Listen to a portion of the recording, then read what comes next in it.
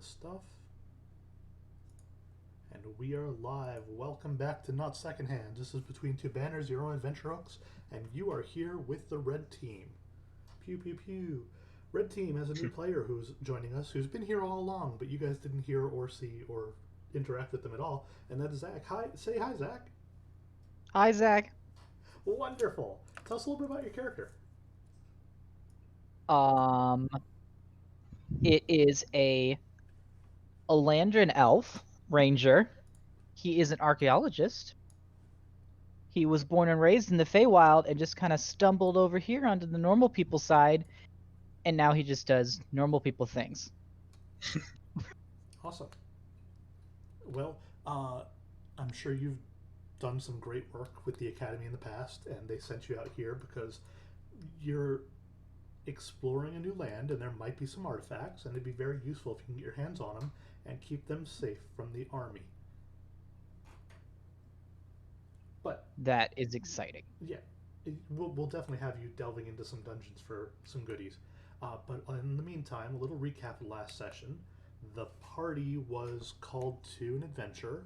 You got sent an invitation to a dungeon, a race, and for 25 gold, you can enter the race. First one through gets an item beyond your wildest dreams. It turned out to be a pine cone. And the thing about it is, the catch, the reason that makes the whole thing work, is that you have to give up your most prized possession in order to acquire this pine cone. So our wizard, uh, Dr. Varsoth, Vorthos. Vorthoth, uh, decided to give up his spell book. So now we have a wizard with no spell book, but he does have a pine cone. Just as good. Yeah, just as good, according to birds. Yeah. But this is distracting you from the reason why you went in this direction. Oh, right, another thing. There's a mysterious signal that's coming from somewhere to the west that's making an arrow point in a certain direction for a certain Warforged character of ours. I think he's still on a phone call right now. Oh, yeah, right, that's true. But that is a thing that will keep popping up. Beyond that, you guys are sent this way to discover a mine and try to acquire that for the army. And there's also a farming village that you don't want the army to come by and pillage and destroy. I think that covers everything that happened in the last session. Unless I'm forgetting something. Unless I'm forgetting something as well, that's everything I remember. You're forgetting that Testicles is a dick. Testicles is a dick. And who knows where he went off to. He just kind of marched off after he lost his first challenge. I hope we find him in the future. I'm sure you guys have some choice words for him. Yes. Hi, Testicles. Nice to meet you.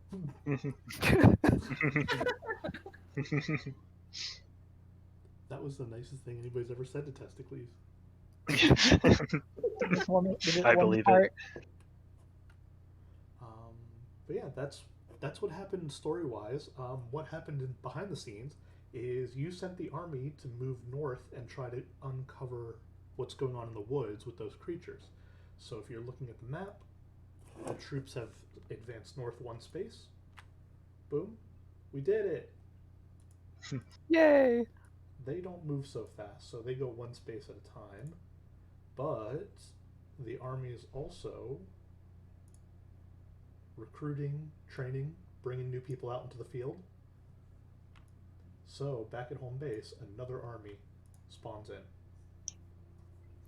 Yeah. Let's see, new troops, that's all of the paperwork stuff that we have to do. We can get right back into playing the Dungeons and the Dragons. So you guys are on the outside of a town called Chester. You just finished up your challenge.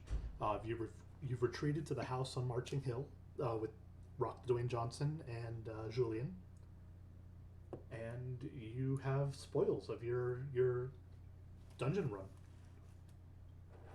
I have to admit, I am not entirely satisfied with how this turned out.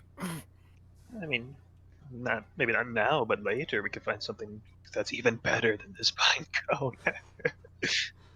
Yes. I know that, but I'm a little bit worried about my abilities to assist in our mission at this point. And out of character, Jamie, did we decide that I can still use the things that I've got prepared? You can use the spells you have prepared, and you can actually write them into a blank spellbook at the cost of 1 hour and 10 gold per level of the spell. Oh, I'm going to need a new research grant. But give me an Arcana check.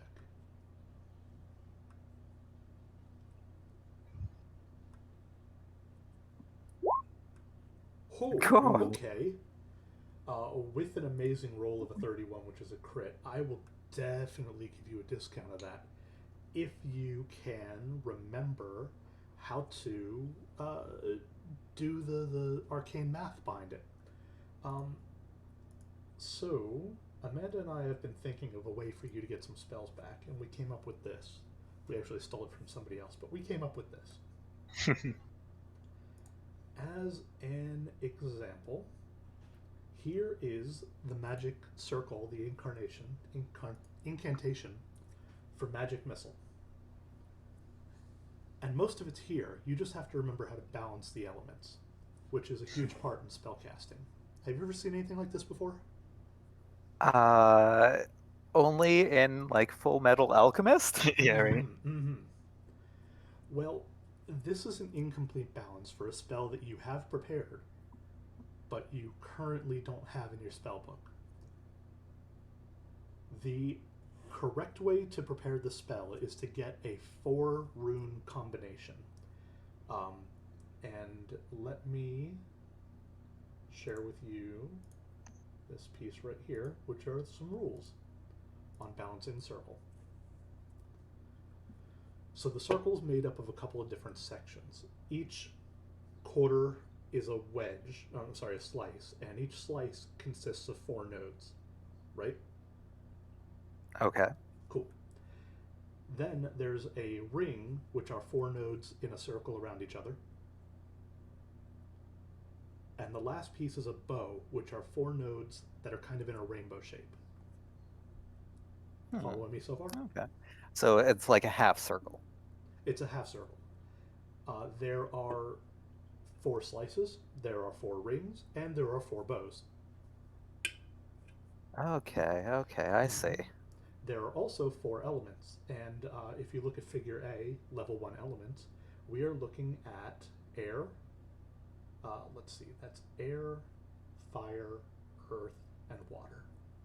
So triangle pointing down is air, triangle pointing down with the dash through it is fire, triangle up is earth, and triangle up with a dash is water. The names aren't super important, it's just they're there. Here's the catch of balancing the elements of a spell circle. Each slice must have one of the 4, all 4 elements in it. So you can't have a combination of, you can't have 2 of one type. It has to be earth, air, water, and fire. Oh. Each ring also has to have the 4 elements on it. And each bow also has to have each of the 4 elements in it. So kind of like Sudoku, but on a circle. I see. My brain hurts, but I see. Excellent. So here's a demonstration of what a nearly completed circle looks like on the right.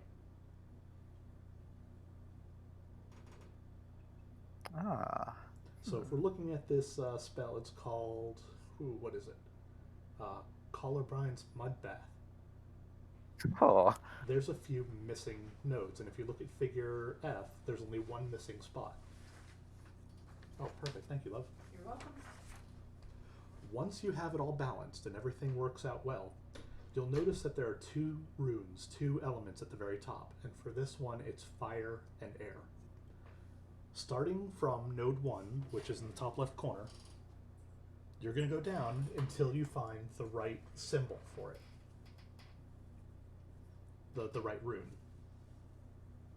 Okay. So let's see. Since the missing element in this one is air, it'll be that funny shaped bee looking thing.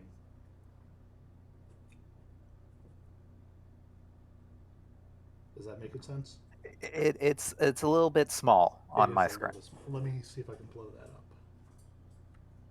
Because I've got it all over here.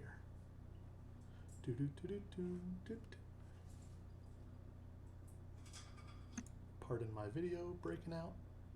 Amanda just sent me all this.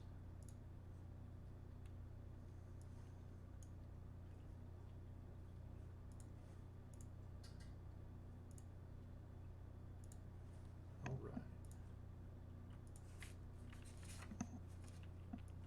Sample solution. And boom.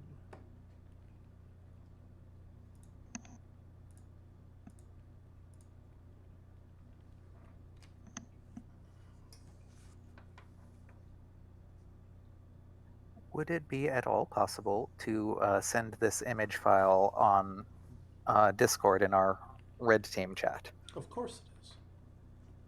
Good. Let me just figure out a good way to do that real quick.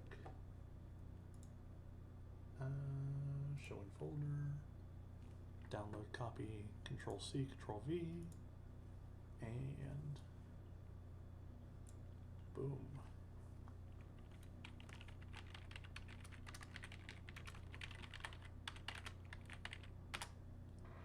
The Spellbook Starter Kit. Okay, thank you. No problem.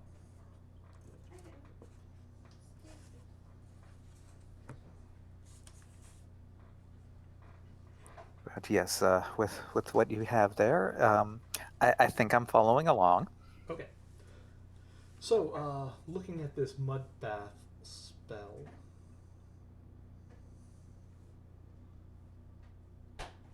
Hey, love?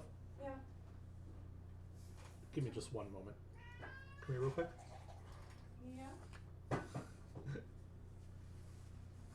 Yeah. Are you all gonna help me I'm do my looking at it. homework? Yeah, I think I'm looking at it too. So. Fun. Oh man, Okay. I You need want to me to get make another a one pen real and quick? paper. No, that'll be fine. I can solve it in like 2 minutes. It's really not that hard. Okay, then. Okay. But we'll use this Have for you this given one. him my Not yet. pencil yet? Oh, yeah. You did? Yeah. So we'll just use this one for Did this he one. notice yet? No. Yeah, so for what it's worth, I'm really good at Sudoku until I realized my one mistake I made that I validated everything. And I want you to know that the Sudoku part is just the puzzle. The answer are the 4 runes that you get at, or the 8 runes you get at the end. So looking at the demonstration, isolate the incantation. You look at the top right and you see the 2 elements that are there. And in the order that they appear, starting from node 1, you'll go from the top down to the middle, or sorry, from the outside to the middle. And the first one you encounter will be the funny looking bee, and then it'll be the backwards cane. So those will be the first 2 runes, and then go to node 2, which is clockwise around.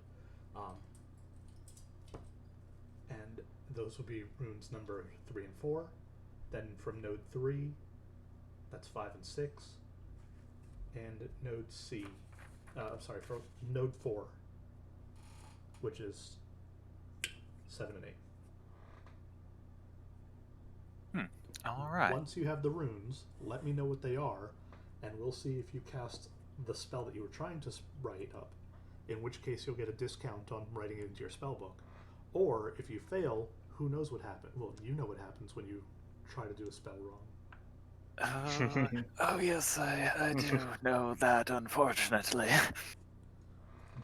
So the ones that you have prepared are solvable right now. The ones that you do not have prepared, that you're running off memory, are missing runes. They're missing information that would make them unsolvable at the moment. If you, in your downtime, want to give an arcane check, if you roll high enough, we'll fill in some of the missing runes. Okay. Very neat. And over time, hopefully, with enough diligence and not blowing everybody up in the process. Listen, I am sorry if that happens. Sometimes progress requires a little bit of sacrifice. Just make sure you keep note of how you did it. I would like to. If we, assuming we survive it, I would like to make note. Mhm. I mean, Any how else are you questions on supposed that? to? I think it's good. All right. Well, magic missile is there for you to fiddle with. I have the solution for that whenever you're ready for it. But that is how you will be getting your spells slowly back. Okay. And just so I'm aware of like the time frame you're talking about here, I feel like it would be a little bit difficult to be very active in the session while solving this. So I'm not sure if it's You supposed to be can- done you can concurrently do it right or now what. if you want, or you can put it aside. You have 2 weeks in between games to fiddle around with it. Okay.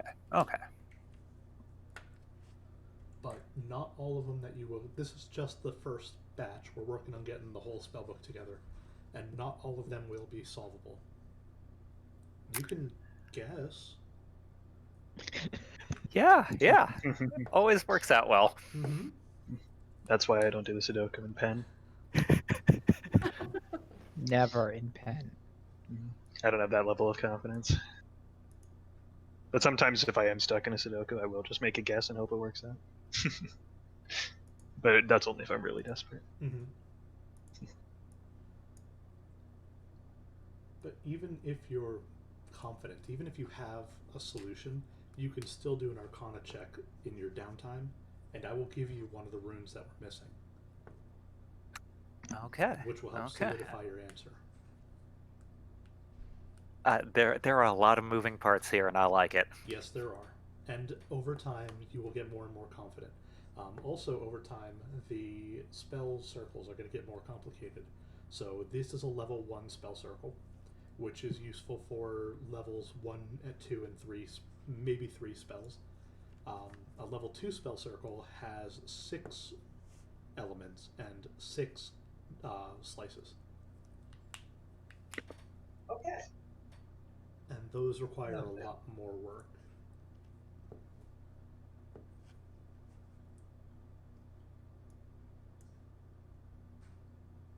Saying, lovely. Mm-hmm. All right, so here we are. You have an idea of how to get some spells back.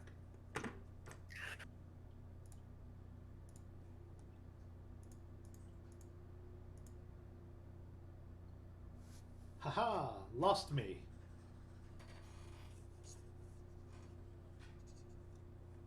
Jamie, Yeah. I got that second one ready for you. Awesome. Send it over. Okay. You lost me for a second, but I'm back. Hey. All right, so you guys once again on the outskirts of Chester.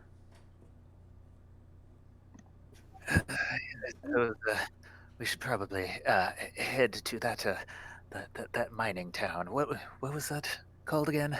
We never got the name for it. I suppose you're right, Sarthi, and Yeah, close enough. we probably should be heading off that way. Julien, Yes. no, I apologize.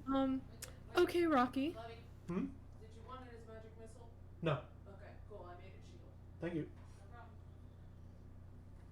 Sorry, you asked. Actually, she had meant to say okay, Rocky instead.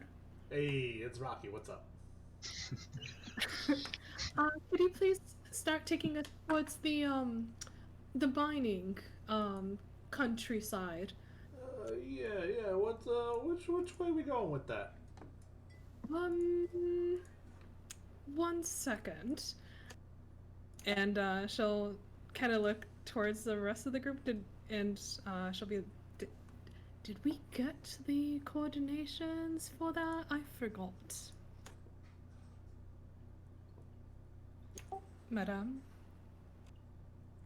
Sorry if I was looking at something else. So we're talking about the directions to like that mine or whatever. Or, yeah, out of character. I think we had gotten that, but no, I don't. Did we get it? I don't think you guys ever got the location of the mine. You just Oh, headed yeah. to I think town. we had like a general direction. I mean, like we had like a vague direction to head. But yeah, we don't like have specific coordinates. Yeah, Yeah. we'll probably have to take care of that first.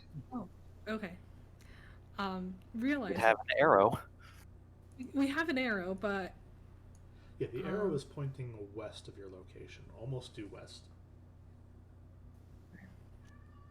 I think Kitty is going to, since we haven't left yet, she's going to go ahead and step outside and give the general a call. Mm-hmm. Yeah. The general picks up. General Do is very angry that he can't get something that he wants. Hey, what do you want? Hi, General. It's me, Kitty Rosewood. You know, from the Rosewood family. Yeah, I know of you. So- Yeah, not a great time. What you need right now? We're traipsing through a farmland, and I can't get these guys to focus on anything.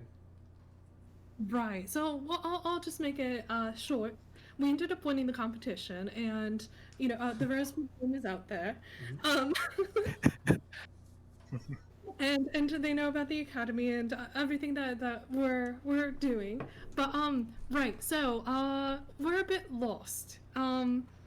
What directions are the mines in again? Jeez.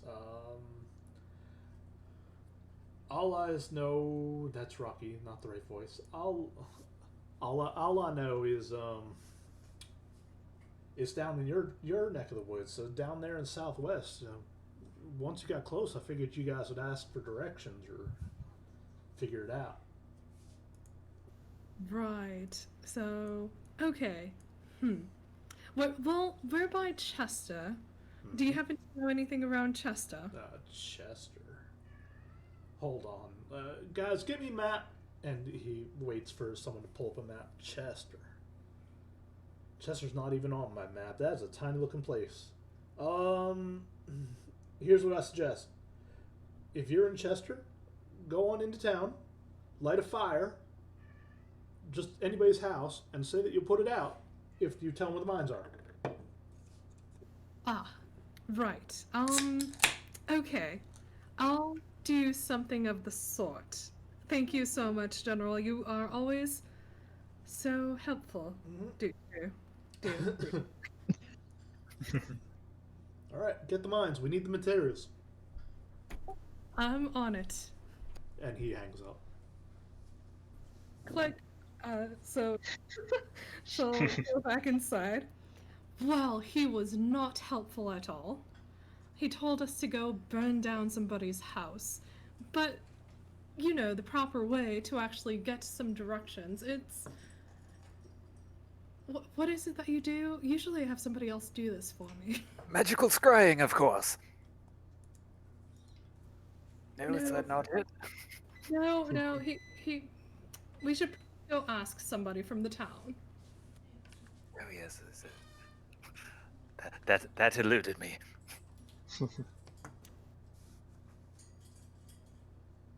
Julien! Julia peeks her head around the corner of the kitchen area. Yes. Could you be a doll and ask one of them town folks which way the mines are?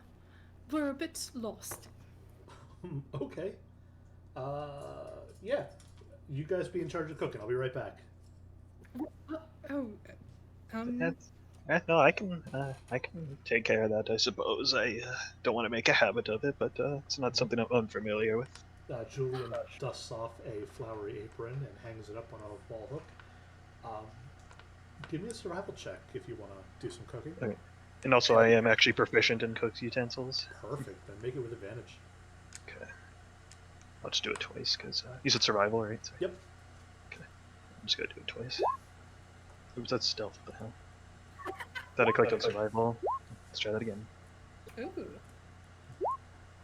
Okay. All right. Hot damn. Okay. So Yeah, you managed to finish up cooking dinner. Julian's recipe was simple but functional. Just a quick stew to make sure bellies are full, and he runs into town. By the time you're starting to plate dinner, Julian will come back and be like, "Well, I've got some good news and I've got some bad news." Go on. Let's I was always told to lead with the bad news and finish up with the good. The mining town is occupied by Metmisian forces. Excuse me? Oh, sorry. The mining town is occupied by Metmisian forces. Step down.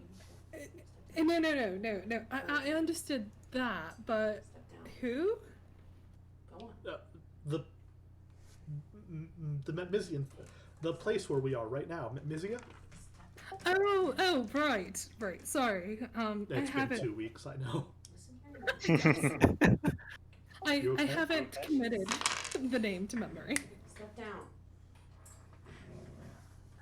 So is it something like a local garrison force or a larger grouping of combatants? How many's in a garrison? Julian says. Yeah, I am not sure of that. Yeah, me neither. I mean, is it just a group of locals, or have they come in from other regions as well? No. They're locals. They live there. They own the mine, and from what I gathered, they aren't really good managers about the place either. So people leaving that place aren't super thrilled.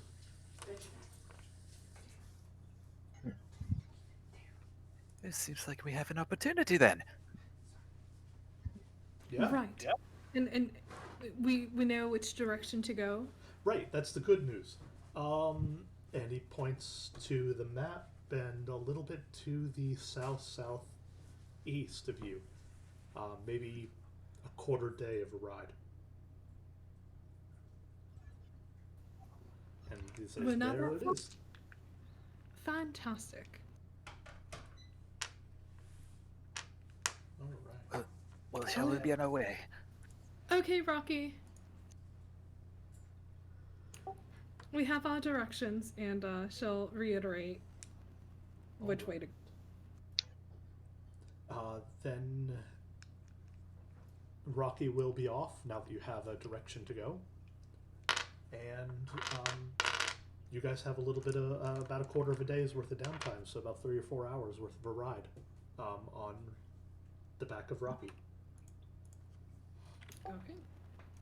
You guys want to do anything with the time? Maybe recover? Wait, did you do you see that thing I sent you, Phil? Oh yes, yes. Thank you. I'm also trying to work things out. Yeah. And hold on, Professor Zenris has been residing in the house. Is that correct? Yes. Zenris has been with you the entire time. Like, been Just interacting? very engrossed in his maps.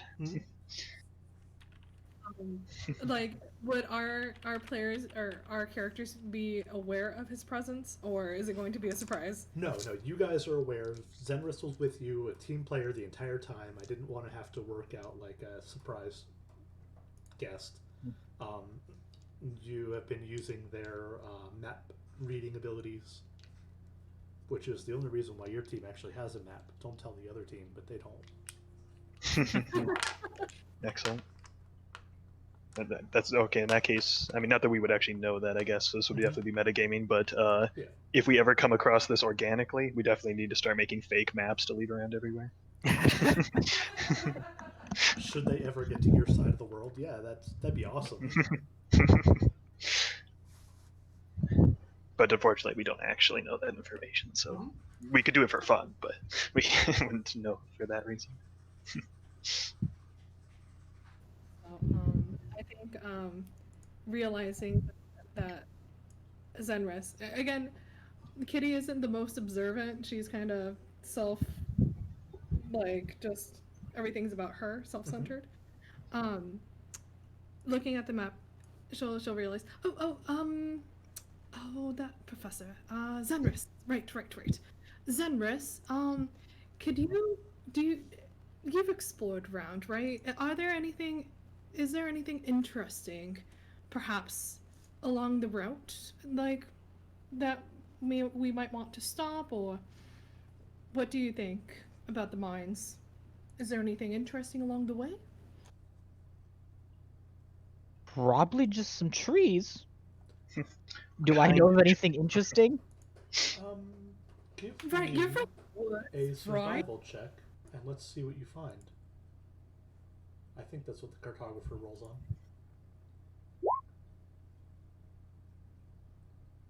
Yeah. So the path is short. It goes over a quick little river and then along another one. Um, the path approaches this very large mountain area, and you expect to see some caves in there. If you were to explore them, you might find something. You might just find an empty animal den. Um, Beyond that, not much. I say that. No, that's Okay. fair.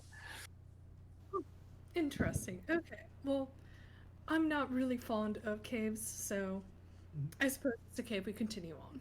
We are going to a mine. Yes, I wouldn't mind checking out this mine. I could use some very specific quality of gems for a certain spell. And I don't know what's in this mine, but it's probably the best place I could think of to find something of the sort. Agreed. So, Professor Sarthros, how are you? I know it's funny to me every time. Yeah, yes. Since you don't have a spell book, how are you going to be, how do you say, Useful. Listen, listen. I have the working knowledge of several of my spells. You know, it's all right. I can still be of some use. No offense, but from my experience, the aging mind doesn't tend to recall things as well as they. Sorry. I am slightly insulted, but I understand your predisposition to thinking that maybe a wizard without the spellbook is not all that useful. Right, you said it better. Yes, well, I will endeavor to prove you wrong. And I look forward to it. Here, how about this? Say everything about every spell you know into the jar, loud and clear. Oh, that's not a bad idea. Yeah, that that would be a useful tool in case this sort of thing happens again. At least for the more common spells. All right, so you spend your downtime talking into a jar about magic. About half a day, I'm sorry, a quarter a day's worth of a walk, you feel Rocky's stomping slow down. The outside terrain has gone from foresty to gravelly hills. And off in the distance, you see a mining town that has a wooden wall barricade built up around it.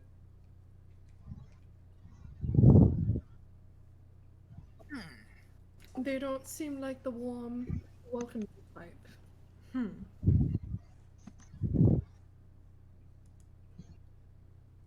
Well, should we perhaps try a diplomatic approach again?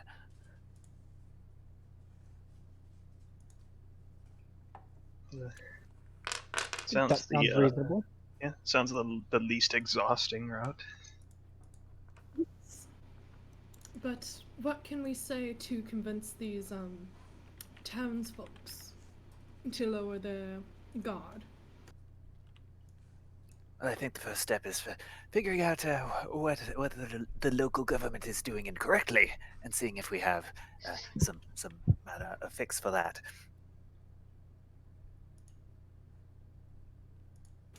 Okay. Well, with that, Rocky, go ahead and settle here for now, and we're going to take a step inside and see where we can go.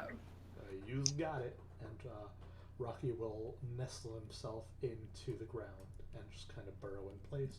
So off to the side of the road leading up to this town, you're maybe 15, 20-minute walk away. Is a little cottage. Yeah, I wonder if anyone's home. So yeah, Kitty would definitely be on her way over there, and maybe she'll be leading the group if everyone else is following along. Okay. I'll definitely be tagging along for that. Mm-hmm. And she'll rap on the door. So as you approach, you realize that the front gate is open, but there are two soldiers in a yellow and gold attire over their, under their breastplates. They are waving the flag of Metmizia on giant banners over the wall.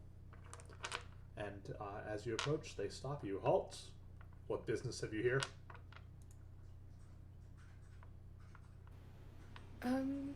Hello. We are from the SAA, and we request to be seen by your governor, governess, your highest authority. SAA? Question mark? Right, yes. So we are from the Academy of... Hold on.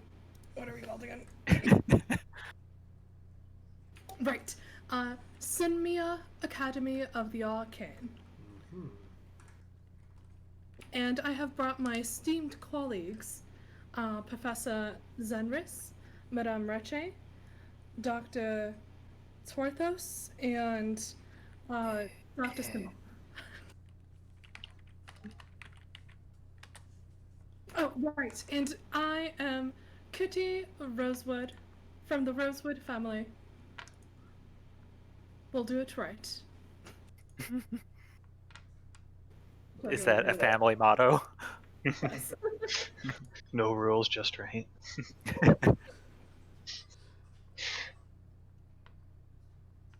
She's workshopping it. She talks. Alright. From the academy all the way out here to our quaint little mining town. Give me a persuasion check.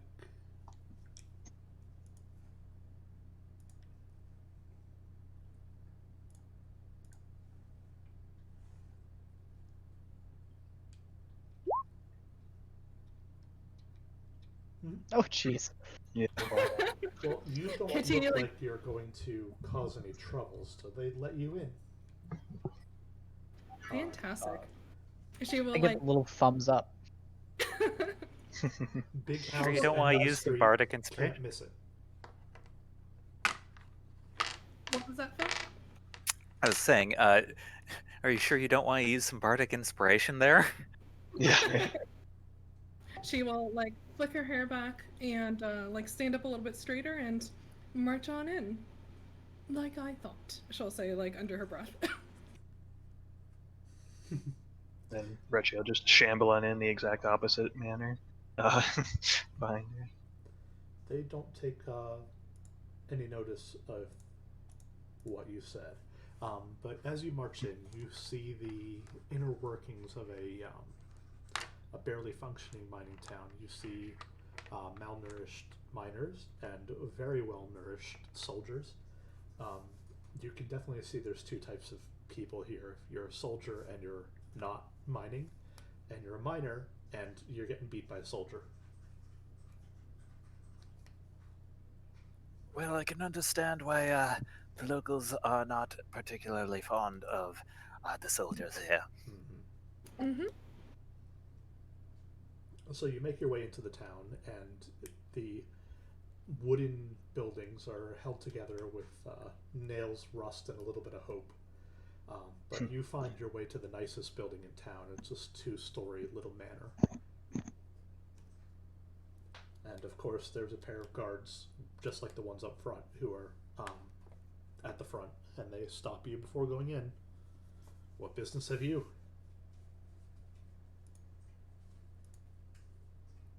Right. As I told your colleagues back there, my name is Kitty Rosewood, and I am from the Academy of Sinmia, the Academy of Arcan. And I am requesting an audience with your highest authority in regards to the mine. We have some academic business to discuss and propose. Mr. Brickfoot's in the mines right now, so he can't take you as take a meeting with you to discuss any business at the moment. But if you kindly wait in town, we'll definitely alert him that you're here as soon as he returns. How long do you think he might be? Oh, he can't stand being in there, so he'll be back before sundown. 1 moment. I'm going to have an audience with my council. And she'll turn and look back towards the rest of the professors. And we're probably going to converse in our special language, which was and Celestial. yeah, celestial, so that Mhm. there's no overhearing. And so you go. So it sounds like that is the military leader, correct? He did say general, I believe. Well, Right. I think it's the actual miners who we want on our side most of all. I agree. Yeah, makes sense.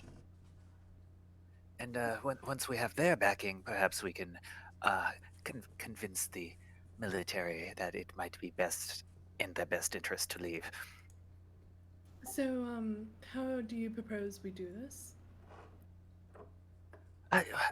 I say that we tell these guards that we'll head into the mine and look for the general.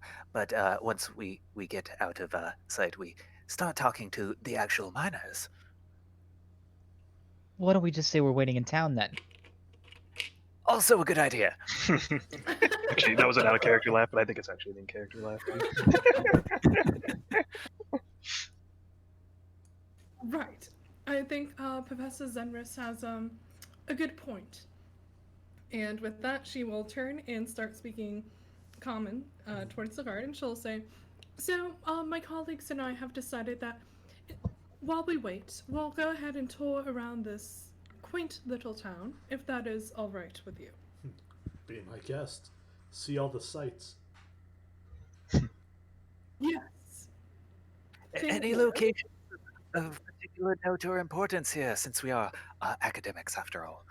He was leaning on a spear, and he takes it and points off in the direction, and just one word at each point. It's smelter, bathhouse, house, tavern. Yeah, thank you. As I said, quaint. Thank you so much for your service, sir. She'll kind of like motion towards him to say his like name. You're welcome. Right. Off we go. Charming group of individuals.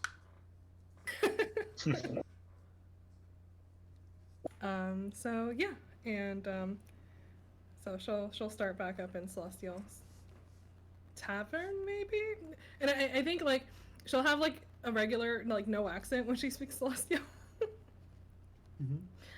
So she'll ask, should we start at the tavern or just jump right into the mines? I think the tavern. Yeah, Yeah, there it's good. might be some good gossip there. And perhaps more mops. But yeah. Speaking of which, also I messaged Sean a little bit ago, and he's saying that unfortunately his call was still going on, but hopefully he'll be back soon. This is our opportunity to tease his character without any intervention. This is Yeah. true. We could do whatever. All right, you're back. So- You're surrounded by mops. Roll for initiative. Kitty will motion towards Zenris. Go ahead, take the lead then. Okay. So I guess we walk to the tavern. Yeah, so the tavern is an interesting location. It's the only place that doesn't seem to have a guard presence on it, and you hear the most lively commotion of all the buildings in the area. The door is just a set of saloon-esque swinging doors, and once you go in, you can see that a group of people, mostly miners, in fact, all miners. You don't see any of the guards in here. They're talking. They've got a brew in a hand. They're enjoying a meal. It seems to be their home. This is their home base. This is their respite from everything that's going on. Lovely looking place. Does anyone in particular appear to be more popular than the rest? That would be the Tavern Maiden, who is dishing out drinks and making sure people have food and walking around the place with a jug in one hand and a rag over her shoulder. She seems to be the one that people are talking to. Perhaps we should approach this lady here. It's good. Perhaps we'll purchase things from here. Oh, what was that? So Kitty will say in Celestial, perhaps we should also purchase something from here. Yes. But I don't know about you, but I'm worried about my financial situation at the moment, so I'm not going to be buying very much.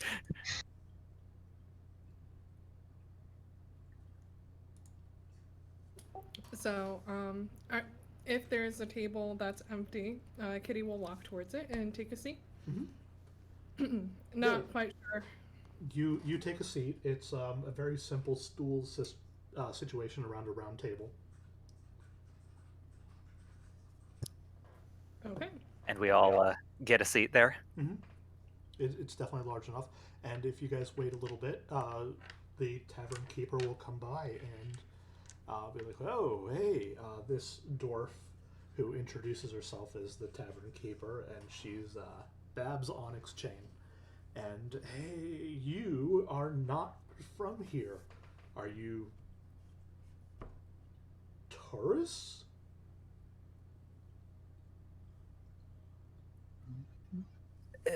Not exactly, no.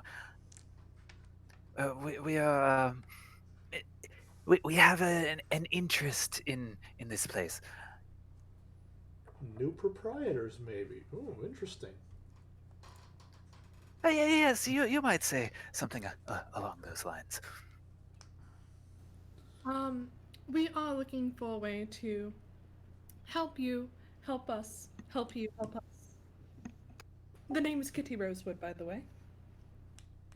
Kitty, please, pleasure. It's a pleasure. Once again, Babs, and you're in my place. Best beer in town. Only beer in town. Fantastic. A round for us all, then. Wonderful. Is it just beer? I mean, we have water for the horses, if you want. we have Yeah. stews and meats and breads and cheeses, nuts, berries. What are you looking for? Beer. Beer. We've got. And she'll kind of skip over to the bar and grab a couple of tankards, one for everybody, plop it down, and start pouring from her jug. Thank you. Thank you very much, Babs. So, we notice here that it looks like, unfortunately, not the entire town is getting the, how do you say this? It seems like the miners aren't being treated as fairly as the other employers, such as, perhaps the guardsmen. And, the sarcastic cut is palpable. She says, "No, you don't say. By the way, 50 gold for the drinks." that's quite steep. Hmm. Price of doing business in the town, unfortunately. We have to pay our Right. dues, so all the prices have to be high. Well. How- Is that for all of them? Insight check. Yes. Go ahead and give it. And 50 for the whole set. Yep. Damn it. Her expression is deadpan. She is not joking about this. So, not that the price is an issue, but perhaps what can we do to help you? Since we see this injustice, we would like to potentially help out the miners, but we just need to know how can we best help you in this situation. You could best help by removing these damn soldiers. And she lowers her voice as she says damn soldiers, making sure to look around.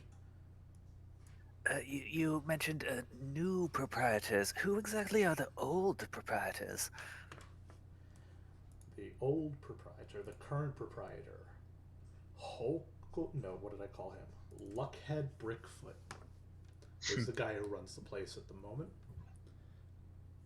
He's heavy-handed on the club and has an army backing him at the moment. By army, you mean about how many? About 24 troops that live in town. Okay. Yeah, that's not an insignificant number. No, it's not. And where might we find this this fellow? So he's in the mine. Yeah, as I understand it, it's beating time, so he's probably in the mines having a good old time. Beating. Beating. Well, that's not right. Yeah, And was that the general? that is.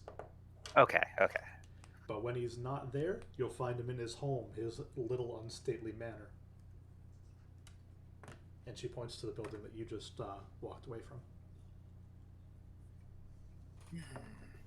How about this? If we help you get rid of Mr. Brickfoot, perhaps we can work out a deal with you see, we're here representing our other colleagues that we have, and they could definitely benefit from having access to the mines, but we huh? What? Oh, I yawned. But this situation is terrible for the folks in your position, and I would make sure to have something more equal, more where everyone is benefiting from. And I'm coming in as a spokesperson, and we want to establish a collaboration with the miners in this town. I don't know what you have in mind, but if our current problem were not a problem anymore, we would be glad to help out the people who helped us, for sure. That being said, these people here, they're miners, they're not fighters. Otherwise we would have handled it ourselves. Oh, no, I actually have a different type of idea how to get rid of our little problem. and she'll smile. She takes a swig from the jug that she poured all your drinks from and sits down next to you. I'm all ears. Well, how about if we're able to somehow convince the general that this mining is no, like, it's not beneficial for him anymore, and we can get him to leave.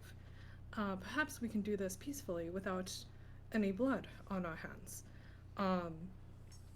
But I would have to discuss this with my colleagues here. They are brilliant of mind, but not very good in negotiating. And she'll kind of give a side eye to them. And Well, yes, I mean, true. you could always play Deal those with the vices. thumbs up.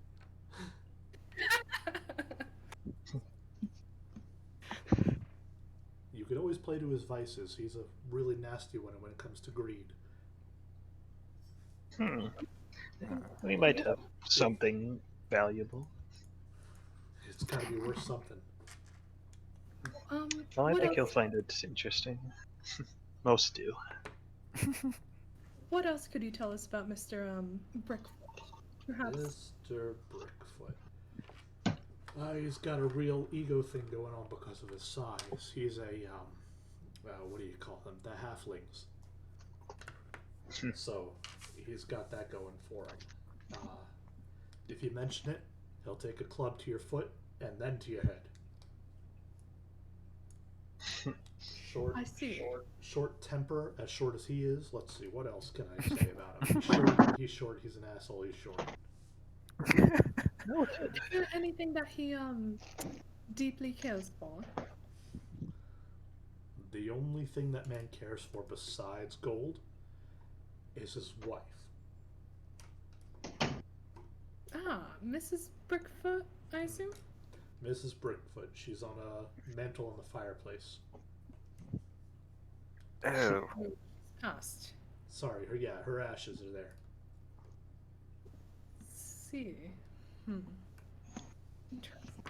and in Celestial, I'm just gonna say, well, the obvious scoundrel method would be to remove that and then ransom it back to him for leaving, but there may be other ways as well.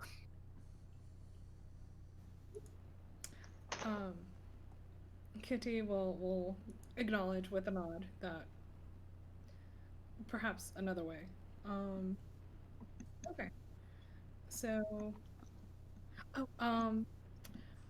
Miss Babs, if perhaps we might need some guidance around this town since we don't know it very well, do you happen to have someone that could potentially act as a guide?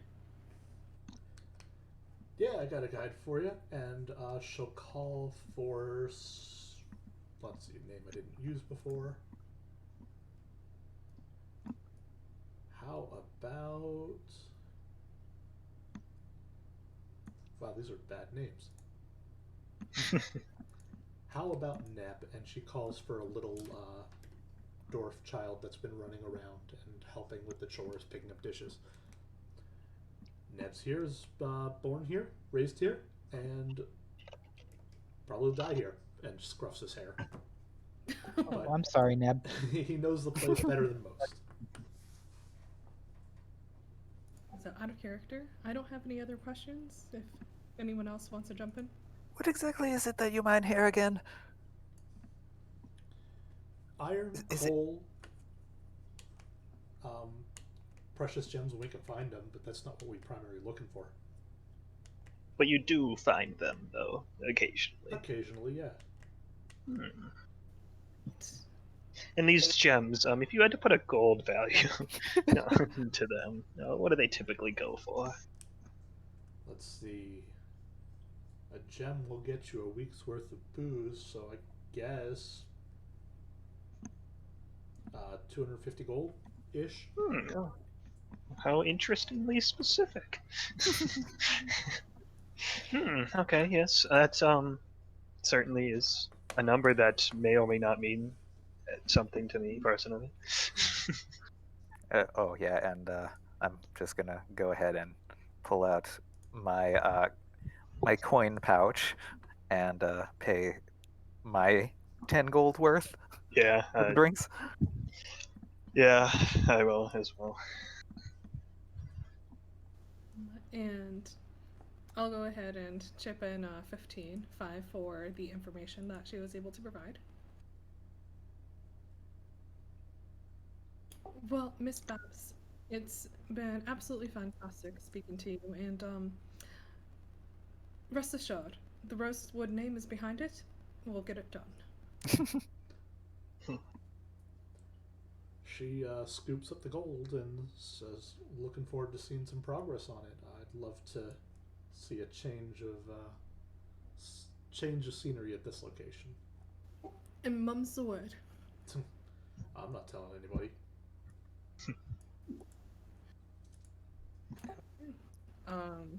With that, I think Kitty would want to maybe discuss a potential plan for how to pursue this. Yeah. I was thinking something along maybe suggestion or something. So either one we could use and this is all Kitty. One, we could use a bauble and have him be tricked into thinking that is something very marvelous. Two, we can go with Porthos. Hmm. Her eyes kind of squint as she's trying to say his name correctly. Oh, goodness, you did it. Congratulations. I think Gretchen would do like a sarcastic slow clap. Still the thumbs up. We could steal a dead woman's ashes and render them hostage. I don't know. What do you guys So I'd originally thought of the bauble, but on further thought, after he realizes, I mean, I don't know what we could really get out of him, and then exchange, and then once he finds out, how it's maybe not as great as advertised, that might make things worse. Now that I think about it more. Plus, I don't think we could get a deed for this mine or any Yeah, such thing for it. Yeah, exactly. That's sort of what I was trying to say. I don't think there's anything that we can really get from him to make the exchange even worth it in the first place. So. So, my thoughts are we do a multi-pronged approach. Oh. And I'm just using my voice here because it's so much easier. So we have to appeal to his greed a little bit. We're going to need to think of a way to do that other than this mine is not maybe the most profitable. It doesn't look to be a huge place. Our nation is coming in and taking over, and if he's here, he gonna get got. So that's another thing we can leverage. What would stop him from then sending the gods against us if he doesn't believe us?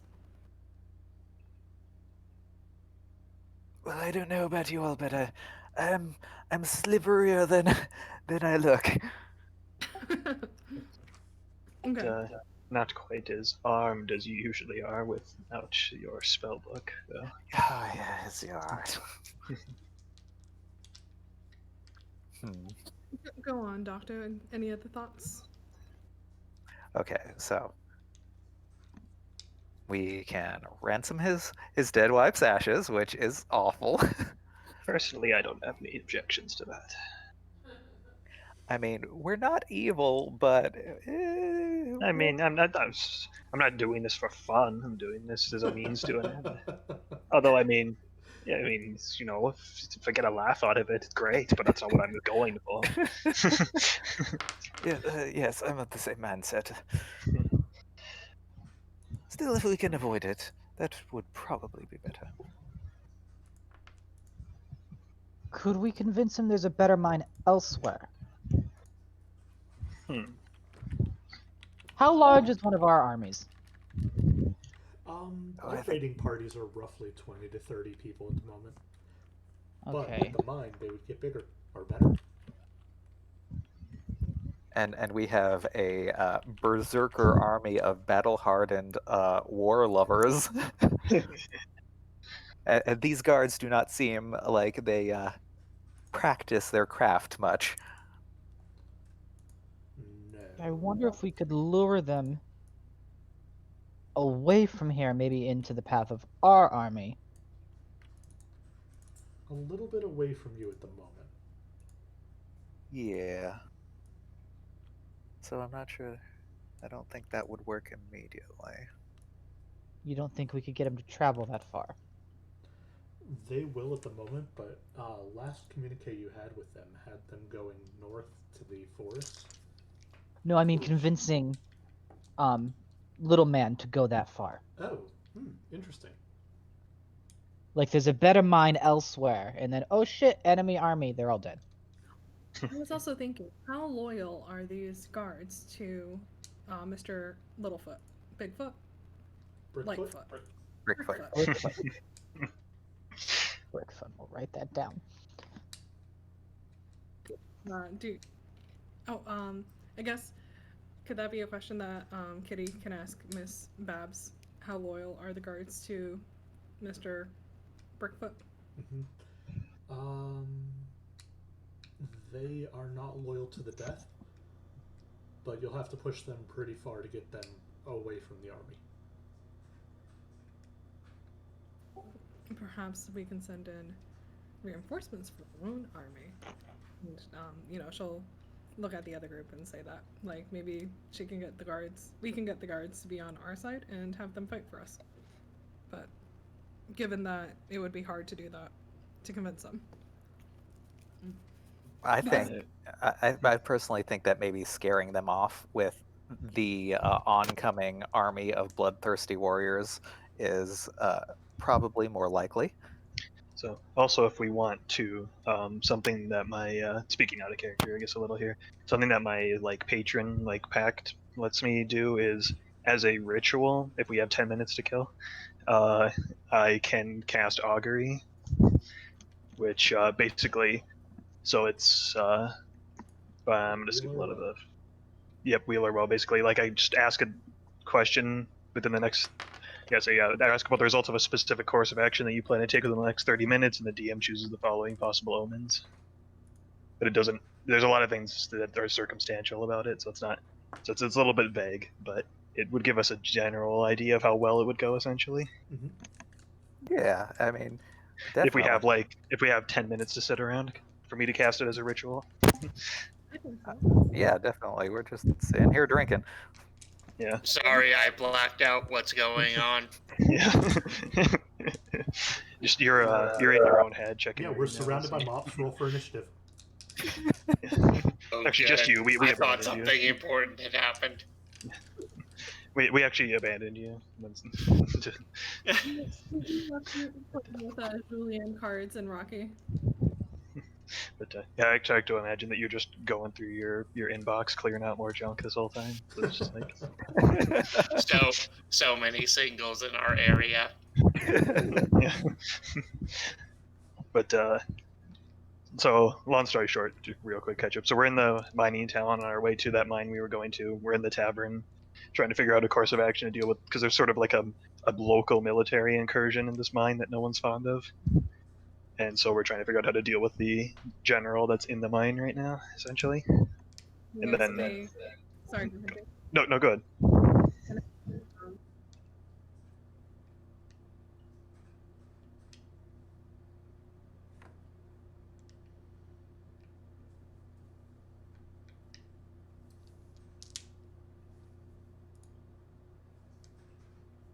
I'm glad that you Just a clarified corpse on the that. mantle.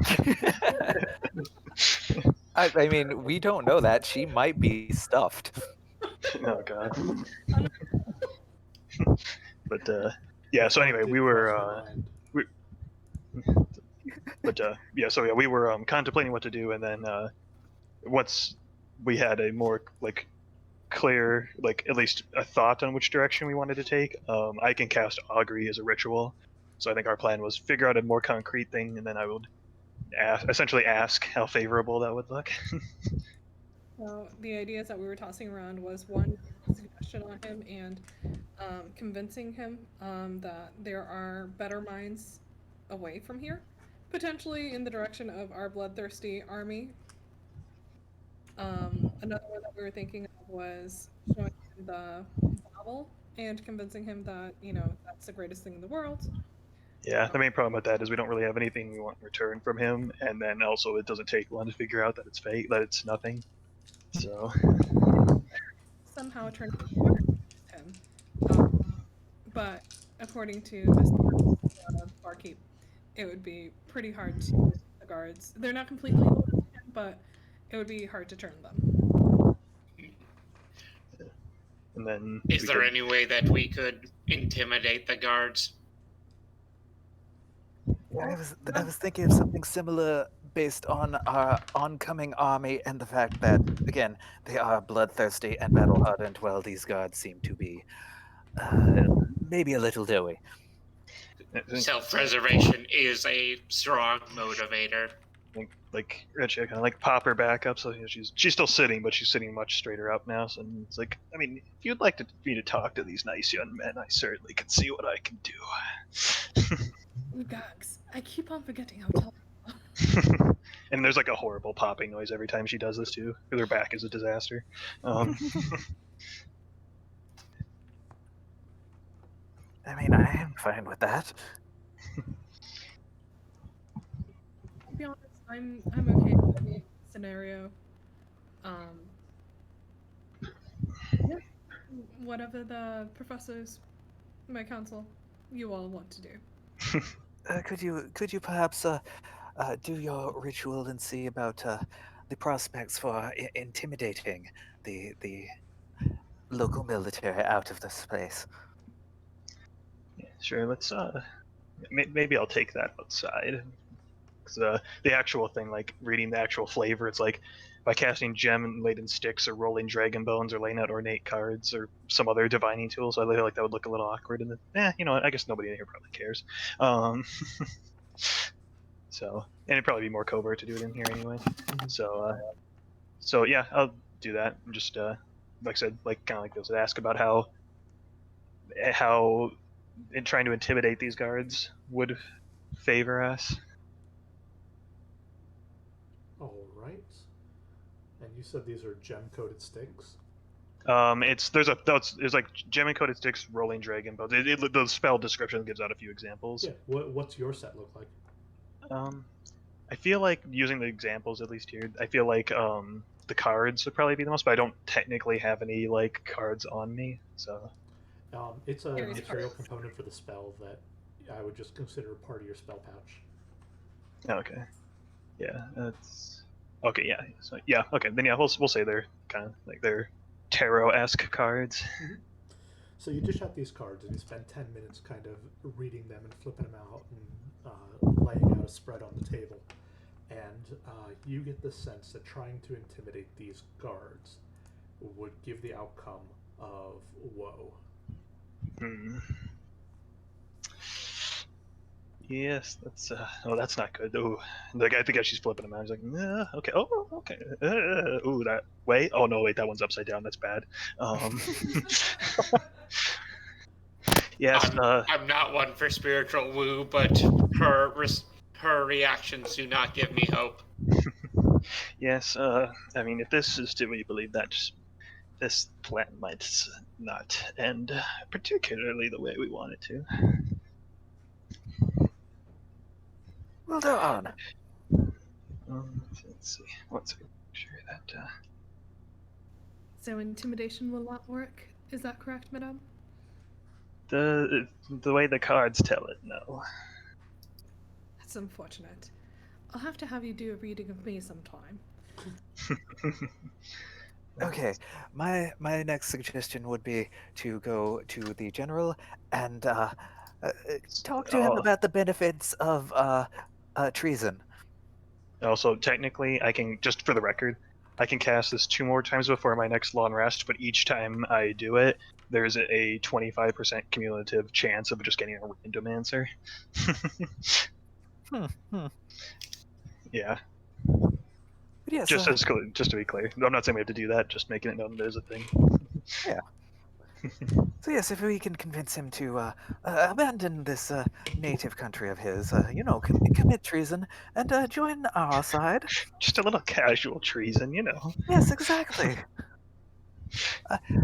We could perhaps convince him of that he might be getting a better posting elsewhere. Yeah, I mean, if I mean, if he he looks like we he could has a good posting. I mean, we could convince him that if we're sweeping through here, and perhaps we could claim, make note of what we've already accomplished, and perhaps that could lead to a better post for him if he sides with us.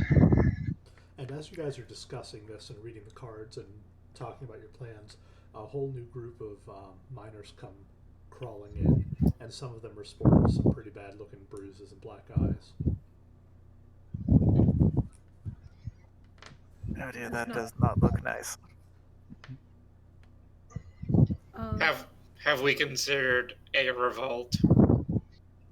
I mean, that certainly looks the most likely outcome. Whether that would succeed or not, I mean, but I don't. Given what we've heard, I don't think it would be that hard to. I mean, we don't have to convince these people to not like him. They're already there. What if we make Mr. Brookfoot disappear?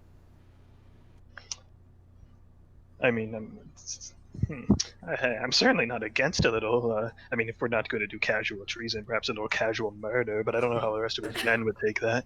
I wasn't saying murder. I was saying perhaps relocate him somewhere far away. Perhaps beneath the ground. You're saying yes. We're on the same page. Professor Zen, I think we were trying to say something. Go on. No. I like this. I'm assuming kidnapping is what you're saying, and Yes. not Yeah. Yes. That's not kidnapping and burying him. Perhaps you need to be a little more clear on the nature of this crime. It's only a crime if there's laws against it. That's fair. I don't really know what. I haven't looked into the laws there. I haven't really making. That's a good idea. I should ask around more exactly what is and isn't illegal here, because I bet there'd be some surprising things that aren't illegal. Well, if we take it from our perspective, these are our nation's lands. It's just that they are being occupied by a foreign force at the moment. So we would not be kidnapping a person. We would be liberating. I like that narrative. I'm going to use that one as well. Liberation. Perhaps, maybe, I don't know, but it would be quite fun to relocate him in that maze that we just got out of in Chester. Is that? I'm not even that. I don't even know how that works. I don't even know if that's still active. That seemed a very special circumstances. Yes, I think it was getting dismantled as I was leaving, if I remember. Right, but that was more my line of thought instead of 6 feet under. So just. Oh, I see. So we don't kill him. The crushing loneliness and starvation kills him. I understand. Very, very smart. And there's no link to us directly. Loophole. Exactly. Puts her hand to her forehead. This is not at all what she's trying to say. But I mean, was it not though? What was your plan? We put him in the maze. Let's just assume it was still there. Let's follow this. Now I'm very intrigued. No. And so we put him in the maze, and then what? Speak loud and clear into the funnel. I would like to listen to this later.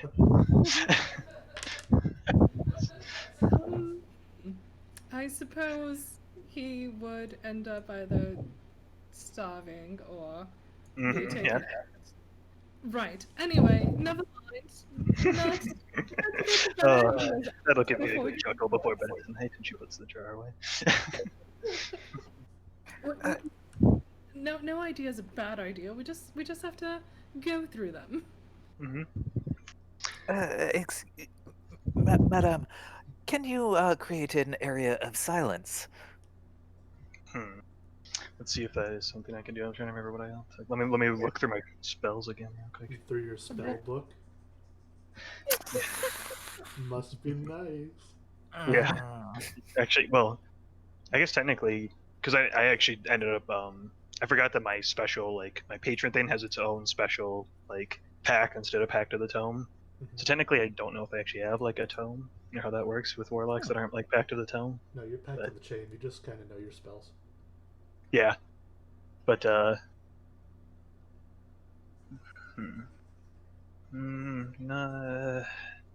nothing for silence. I have invisibility, but nothing for silence. And she's like tapping her head because this is, instead of looking through a book like I essentially am in real life, she's just like trying to jog her memory. It's just like tapping on her temple, like yes, nothing that I can remember for silence. Just swiping in front of you in the air. Yeah.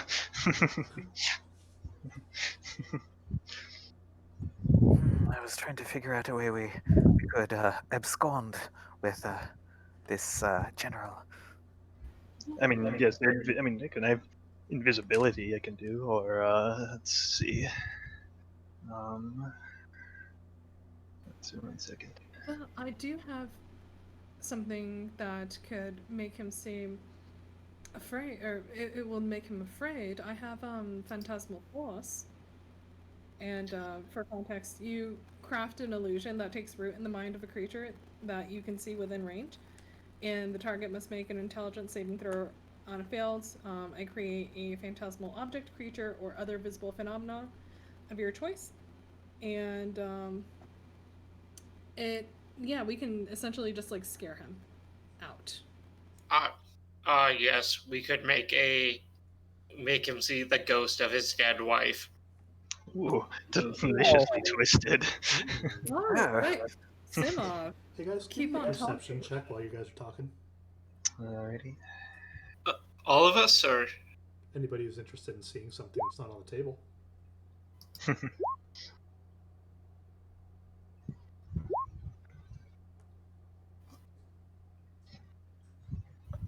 Okay. So yeah, if you scored above a 10, you realize that the people who have funneled in, they get their injuries checked up at the sides of the building by whoever's there, and they sit down for a meal. And a lot of people are paying attention to you guys being the strangers in this place. No one's approaching you, but they're just kind of keeping an eye.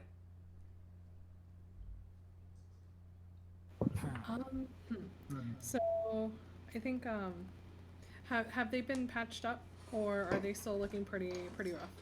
They've been patched up, but not by magical means. You're seeing bandages and salves and tinctures rubbed on. It's very rudimentary healing. So she'll look at the group and say, maybe, and Celestial, maybe to show as sign of peace and that we're on their side, I can go maybe cure a couple of wounds. Okay. That works. yeah, I respond back in Celestial. I could help with that too. Okay. So. Unfortunately, my touch only heals myself, so I'll leave this to you. So she'll tap the table and she'll say to the rest that remain, continue talking. I like what Asimov was saying. We can project his dead wife and convince him that way. Isn't also having perhaps the goodwill of the townsfolk, they could assist us in removing or encouraging the removal of any gods that are not wanting to vacate. Yes, I reckon perhaps we can say. I mean, having the help of the townsfolk would certainly be more useful than an empty mine, that's for sure. And perhaps, inspired by what we accomplished in the farm, might be a decent anecdote to throw in. I agree. And Kitty will motion for Simone, and she'll start approaching, and she'll nod towards Miss Babs, and she'll say, Miss Babs, I have been practicing in the art of healing, as my colleague here, and we'd be more than happy to assist.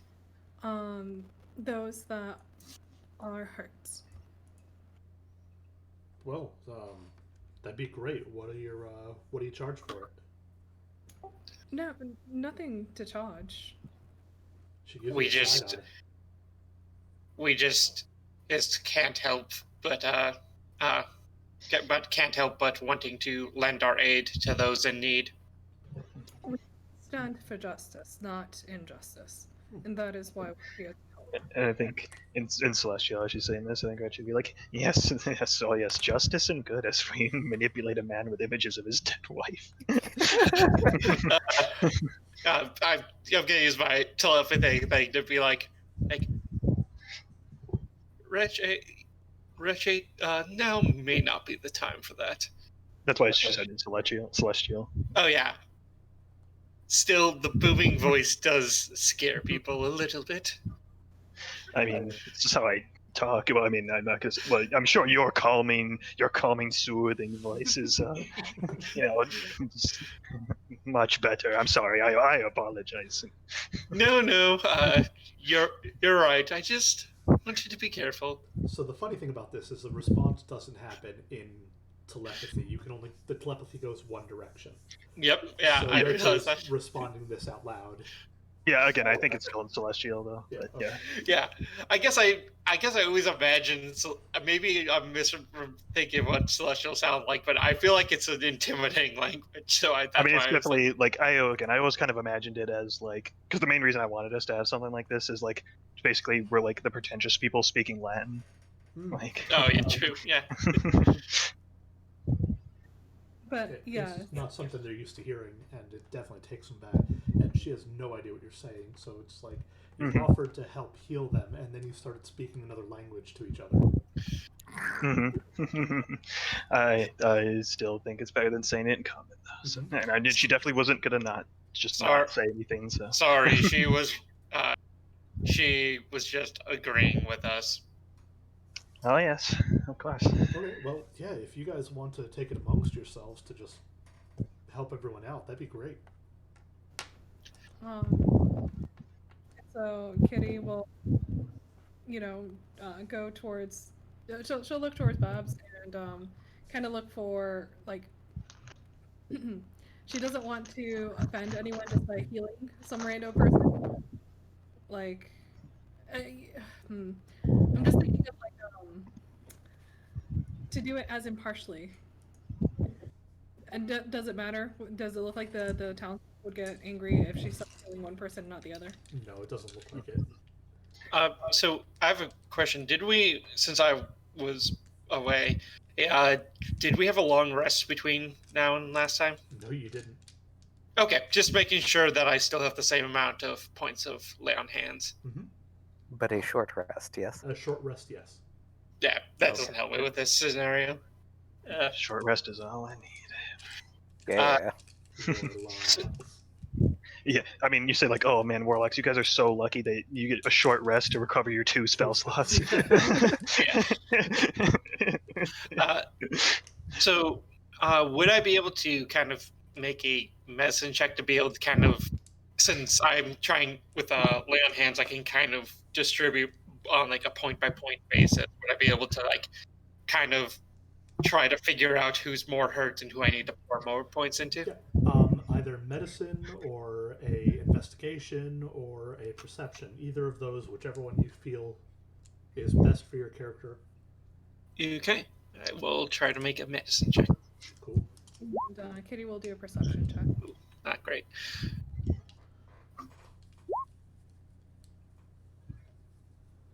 Between the two of you working together, you can figure out which ones are the most badly wounded, and it's the ones that have the most bandages on them at this point. And you kind of work from amount of bandages to least amount of bandages. How many hit points do you want to dish out into these people?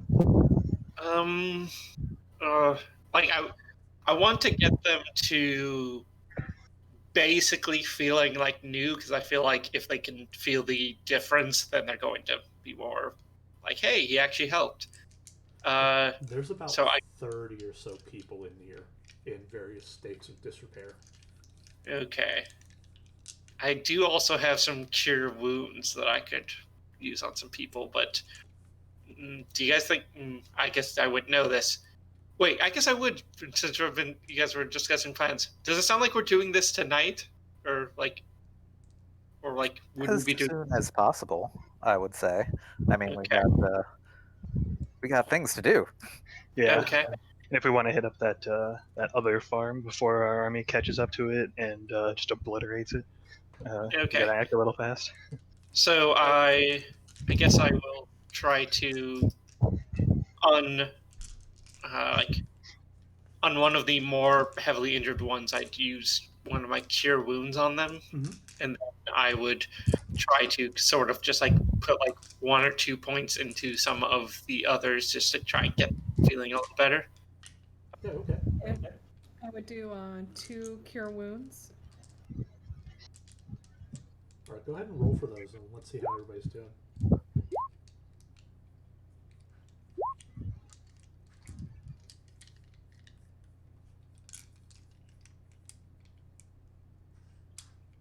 Okay. And how many points from the lay on hands?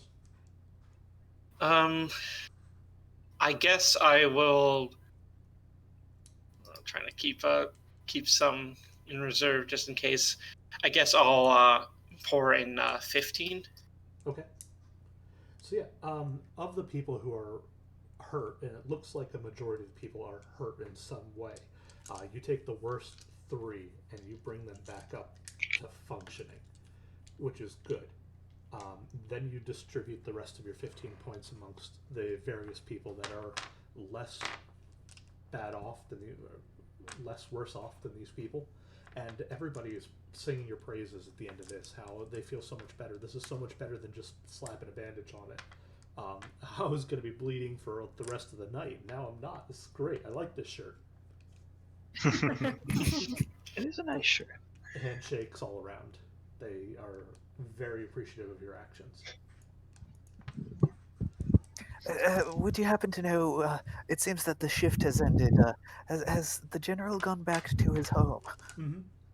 Yeah, he's back there. He's probably cleaning himself off before calling you guys. Want to make a good presentation. Good presentation. Yeah. I would want to meet with some strangers after a day of beating people. I'd like to straighten my hair first. Oh, I see. Well, All right. so, Miss Babs, if we are able to perhaps convince the general to leave, or not, how quickly could the mines people maybe assemble for, a tiny, itty bitty, tiny little riots? If you have time. Persuasion check. Okay.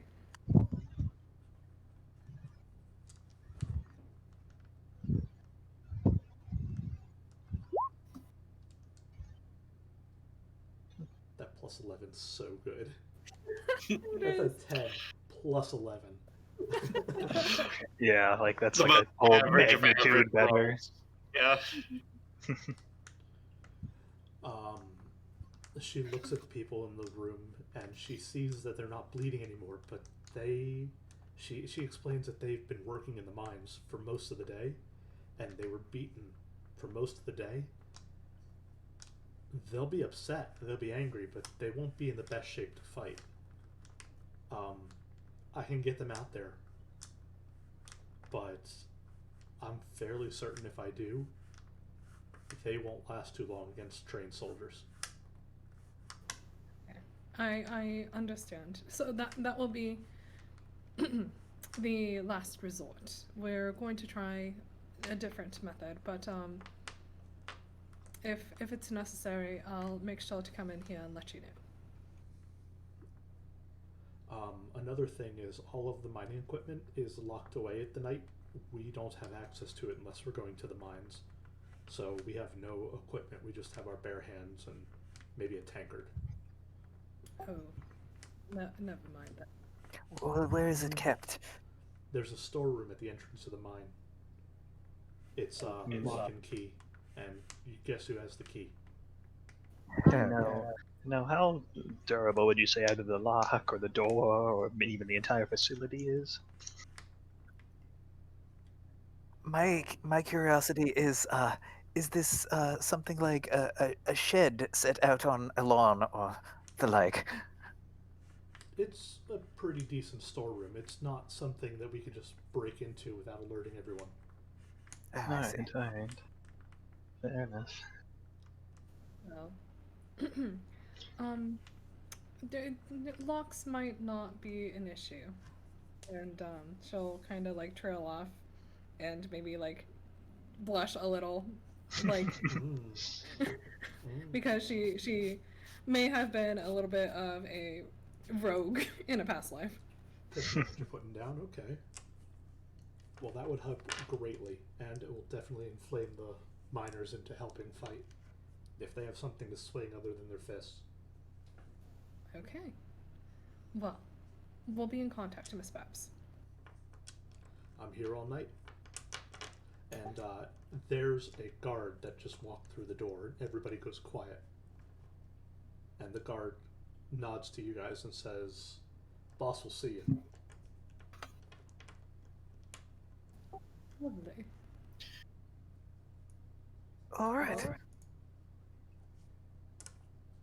Off we go then, and Kitty will stand up and tuck in her chair and nod again to Miss Babs and follow after the guard.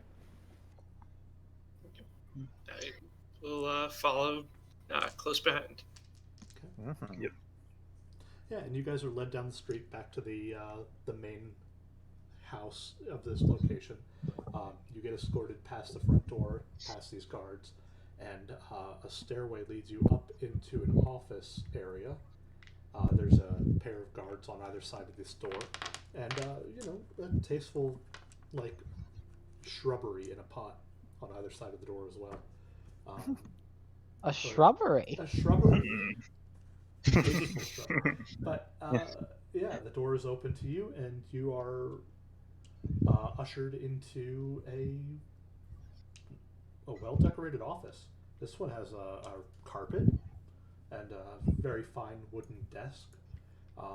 There's a chandelier. Nothing fancy when it comes to chandeliers. It's not crystal, but there's a metal candle chandelier that's lighting the room very well. There's curtains by the windows. A nice fireplace is roaring. It's very comfortable in here.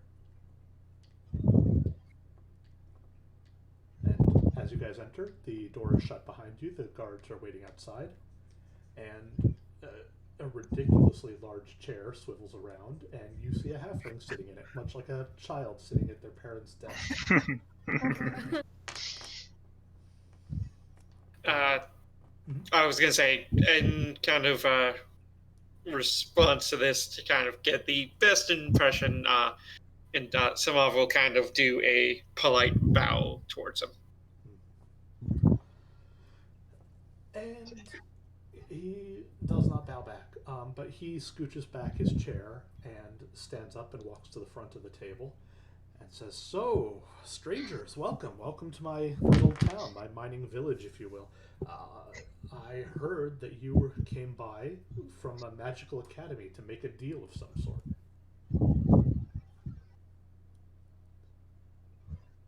Right. So we are the council from Sinmia Academy of Calgary. My name is Kitty Rosewood, and these are my colleagues, Dr. Simov, Dr. Zenris, Madame Reche, and Dr. Forthos. Close enough. It really doesn't get old. Pleasantries aside, what type of materials are you looking for? What type of deal are you hoping to strike? We've not been big on mining any magical items. No crystals or mana whatsits.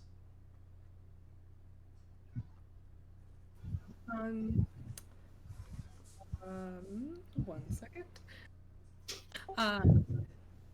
To out of character, Mhm. what should we? How do we approach this? I feel that we would have discussed that. Yeah, Yeah. I feel like we would have, but I'm not sure exactly what we're going with at this point. Yeah, because considering it feels like our actual plan is steered towards a full-on revolt, I don't really know what we're trying to get out of this I was exchange. gonna say that seems like the backup plan, so I feel like we'd be wanting to try and kind of gauge, like probably start off general and kind of see how pliable he is before we resort to the big guns. Right. 'Cause Could we try to convince him to Sorry, join go our army? Yeah, that was one of our suggestions. Now, Maybe. what I'm curious about now, though, is if we do that, I feel like the townsfolk are going to be pretty pissed at us. Oh, we No, like we could- send him off to them to fight for us. Yeah, I mean, yeah, if we With- can convince him to do He's that, that'd a be great. large, powerful general.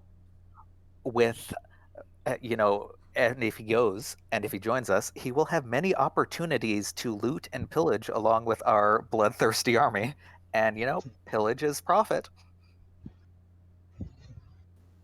Okay, yeah, so, yeah. so So, yeah, I mean, yeah, I'm totally down for that if he's willing to buy into that. Okay, Miss Face of the party. but the end goal is even if we send him off that way, we're gonna tell our army, do whatever you want with them. Right? Are we? Or are Like, we if we having? can actually get him to actually go and help us, that's like so. The ideal situation That's in what a I mean, perfect yeah. world. In a The done. perfect world, the thing would be he's actually on our side and helping us while also fulfilling his own desires at the same time, and also he's out of here, so we can also just an ultimate win-win essentially. Yeah. But that's like Take the him perfect and ideal situation.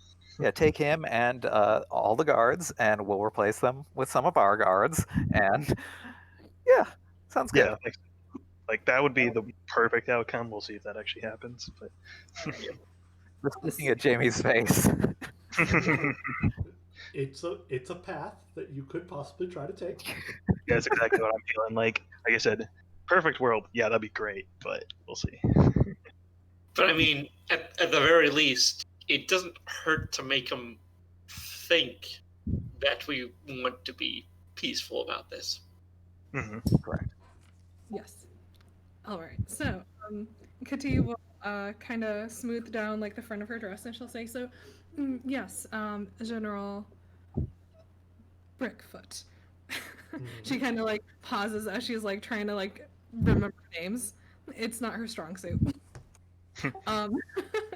And she'll say, "As I said, we are from the academy, and we are out here actually representing, in addition to the academy, the nation that we are part of. In our very strong nation, with our very strong army, we have a proposition for you. As I understand, you value this mine here, be it for the different values that you get from it. But I would like to interject and say we've also heard that it does not provide particularly many fine gems or the like, but rather more mundane materials that are not very expensive. and that is an astute observation. Thank you, Doctor. And so, given somebody of your grand standing and how well renowned you are, we have this proposition of potentially having you go to a more profitable area that we actually are familiar with, and she'll kind of like maybe like nudge one of the other like folks around her to continue pick up the story because she may have lost the thread. Just looking around. I'm not the most convincing person.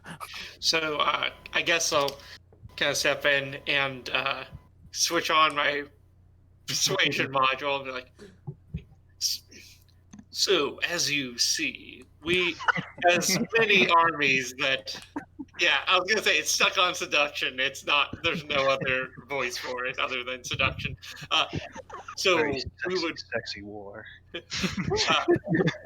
with war is one of the most profitable ventures. Is we would not only be uh, be, taking over the area surrounding here, but also the places on the other side of the country.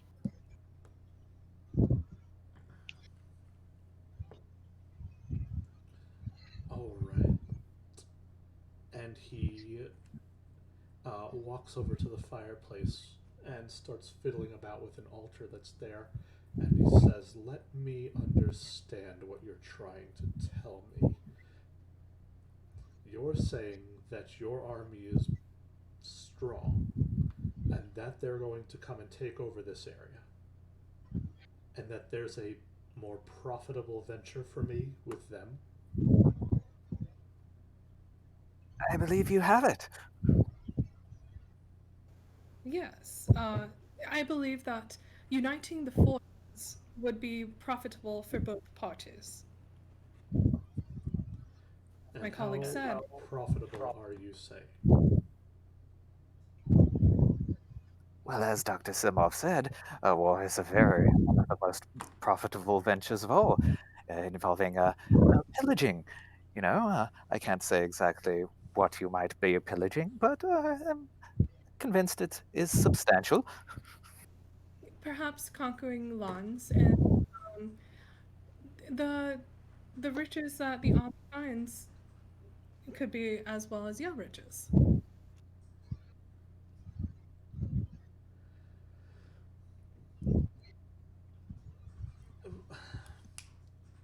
As a DM, I'm kind of confused about the tact here. Like, Mm-hmm. you just We marched make into a a guy's. convincing argument. You march into a guy's place and say, "You could be 'Cause, like, making this- more money elsewhere." I'm cool with that.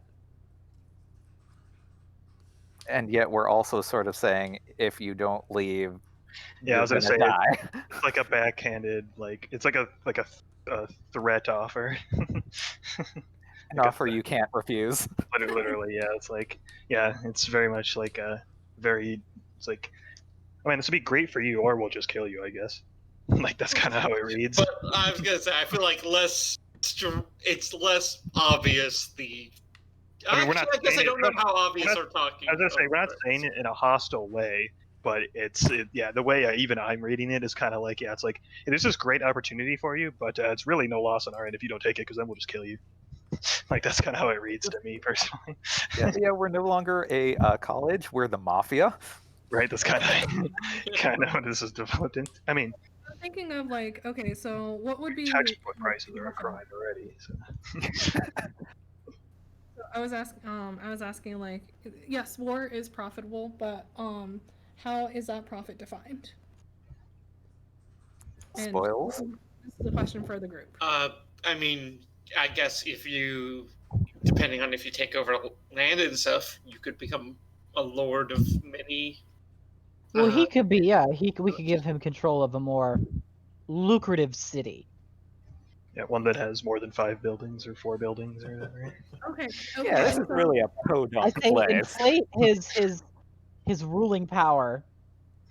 See, that's what I need. Obviously, he likes to beat people. Tell him he can beat more people. Yeah, Yeah, there's so many. he's- There's you could see, you would make Yeah, bruises the like of basic- which man I've never seen. basically, we could try to say that, like, right now he is let's say, to stroke his ego, he's a shark in a small pond. We want to give him room to grow and show his power through more decadent means. Right. And yeah, Plays and- to his ego. Mhm. yeah, and I like that. So if you say that somehow, that'll be fantastic. Okay. What we're trying to say here is that right now you are a shark in a small pond. You're the most powerful being here, but you don't have room to grow and to show just how powerful you are. But we will help you get into the ocean at large where you can show your might. Instead of a small cottage, you could have your own castle.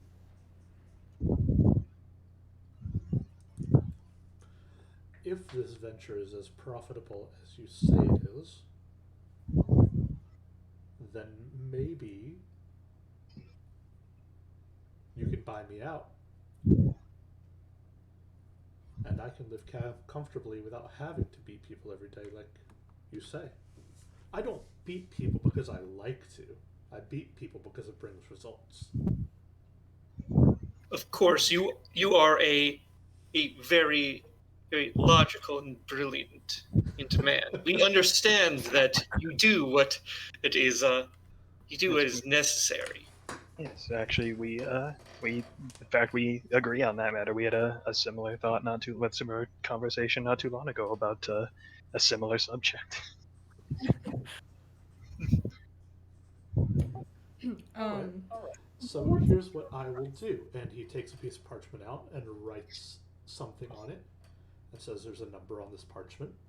Bring me that much gold, and this mine is yours. Kitty, could you get in touch with our backer?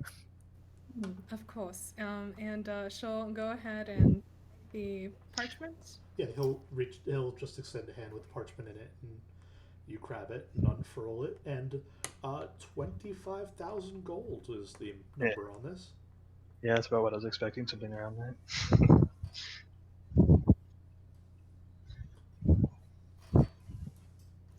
Interesting. Okay.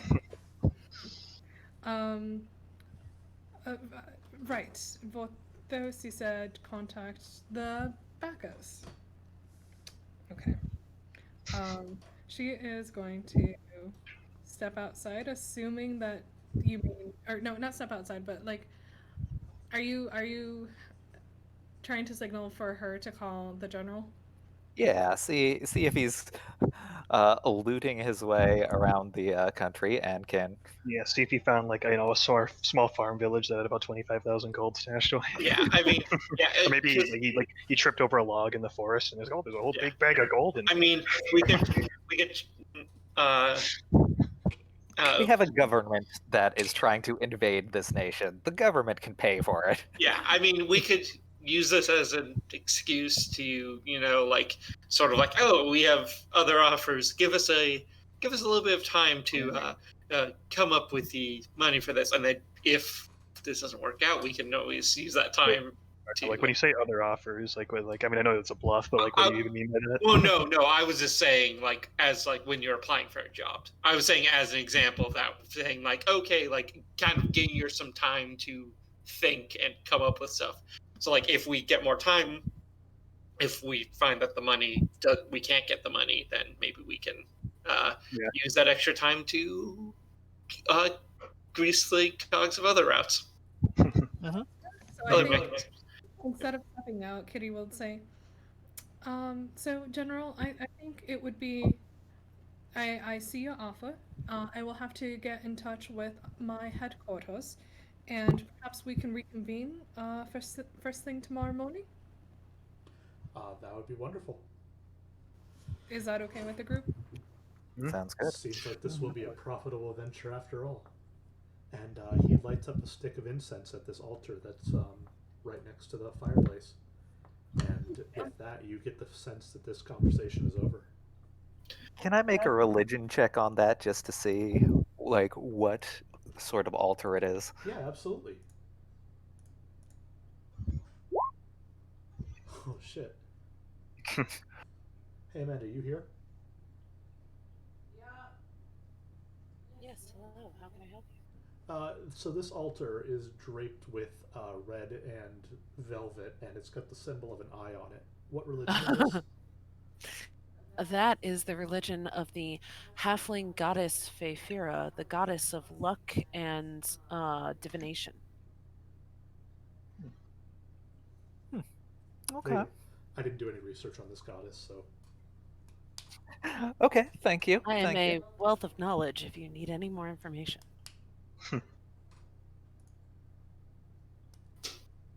All right. So now about Kitty's call. Yeah. Well, actually, let's go back to the tavern and see if the tavern has any rooms for us to potentially stay. No, wait, we don't. We can need- stay at Rocky. Yeah, I don't think we could Or afford that. Rock the Dwayne Johnson. Yeah, But also, we're kind of saving up for something. So. Oh yeah. yeah. Also, yeah. You weren't here for this, Sean. But each drink, we had a round of drinks at that tavern, and each drink was 10 gold apiece. Oh, wait, was I getting rounds of drinks while I was blacked out? I can't imagine you. I mean, okay, would you have ordered and consumed an alcoholic beverage? No. Just Yeah. right over tears. Yeah. That feels like a way to cause a rust. Yeah, that's what I say. So I think that's why at first I was gonna be like, I was actually thinking I was saying, oh yeah, you actually owe 10 gold, but I'm like, oh no, wait, Simel probably wouldn't have even ordered anything. So yeah. Well, I was thinking to be transparent with Babs, maybe letting her in on what is going on? Question mark. Well, I'm saying get in touch with Do and see if this plan even can possibly take off with that amount of gold. So, okay. So I will want to do that. Do you guys want to stay in the town, or you want to go back to the house? Just out of earshot of any of the guards. Okay. Yeah. So, yep, Kitty will step out of earshot of the guards and dial up General Do. Mm-hmm. You give him a call, and it is, it's getting late in the night, but yeah, hey, twice in a day. What do you need? Right? Isn't it lovely? So, so we have located where the mines are, and we are trying to reach a amicable what is the word? Essentially, we are trying to cut a deal with the other general that is here. Spit it out. What do you need? Yeah. Right. So sorry, real quick, not to interrupt, but I think Gretchen would be standing nearby. Obviously, she could probably only hear Kitty's end of this conversation, but I want to just establish that quick. Right. So, the general that is here has agreed. He has proposed for us to buy him out, and his price is 25,000 gold. Does our government would be able to sponsor that? And he would be joining. No, maybe. No, Not- it would be off by himself. He would Yeah, basically we're paying him to fuck off, basically. Right. So it would just to have him leave. The miners would stay here. We could establish our army here as well, and we would have the mines. Just for the very teeny tiny price of 25,000 gold. Do you know how much gold it takes to run an army of hungry, savage fighters? The meat import alone, I can't cover 25,000 gold. And the farm that we ended up getting for you does not help? You want to take Yes. their life saving twice over? No. Ask him if he found a bag of gold in the forest. Well, okay. Perhaps 25,000 might not be the best. Is there... Could you give us a number that we could work with and negotiate? Let's see. Yeah, 700 gold is what's going to cost me right now to delay the troops. That would cost another 4,000 gold to get them to march to your location, and then to train the replacements that we're going to lose in a fight like this, it'll be another 3.5. So, for less than that, I can get my troops over there and take that mine. I'd prefer not to because we're on our way to a different spot. Right. So what I'm hearing is... Solve it. Oh. I And see. and does Kitty relay all this? Yes. He says to solve it. So that's 8,200 gold. Is that correct? Oh, and she'll relay that. Oh, shoot! If only I hadn't bought that mop. Oh darn! I could have had. Oh, how unfortunate. So close, but yeah. What can you do? So she'll say that number that Dr. V.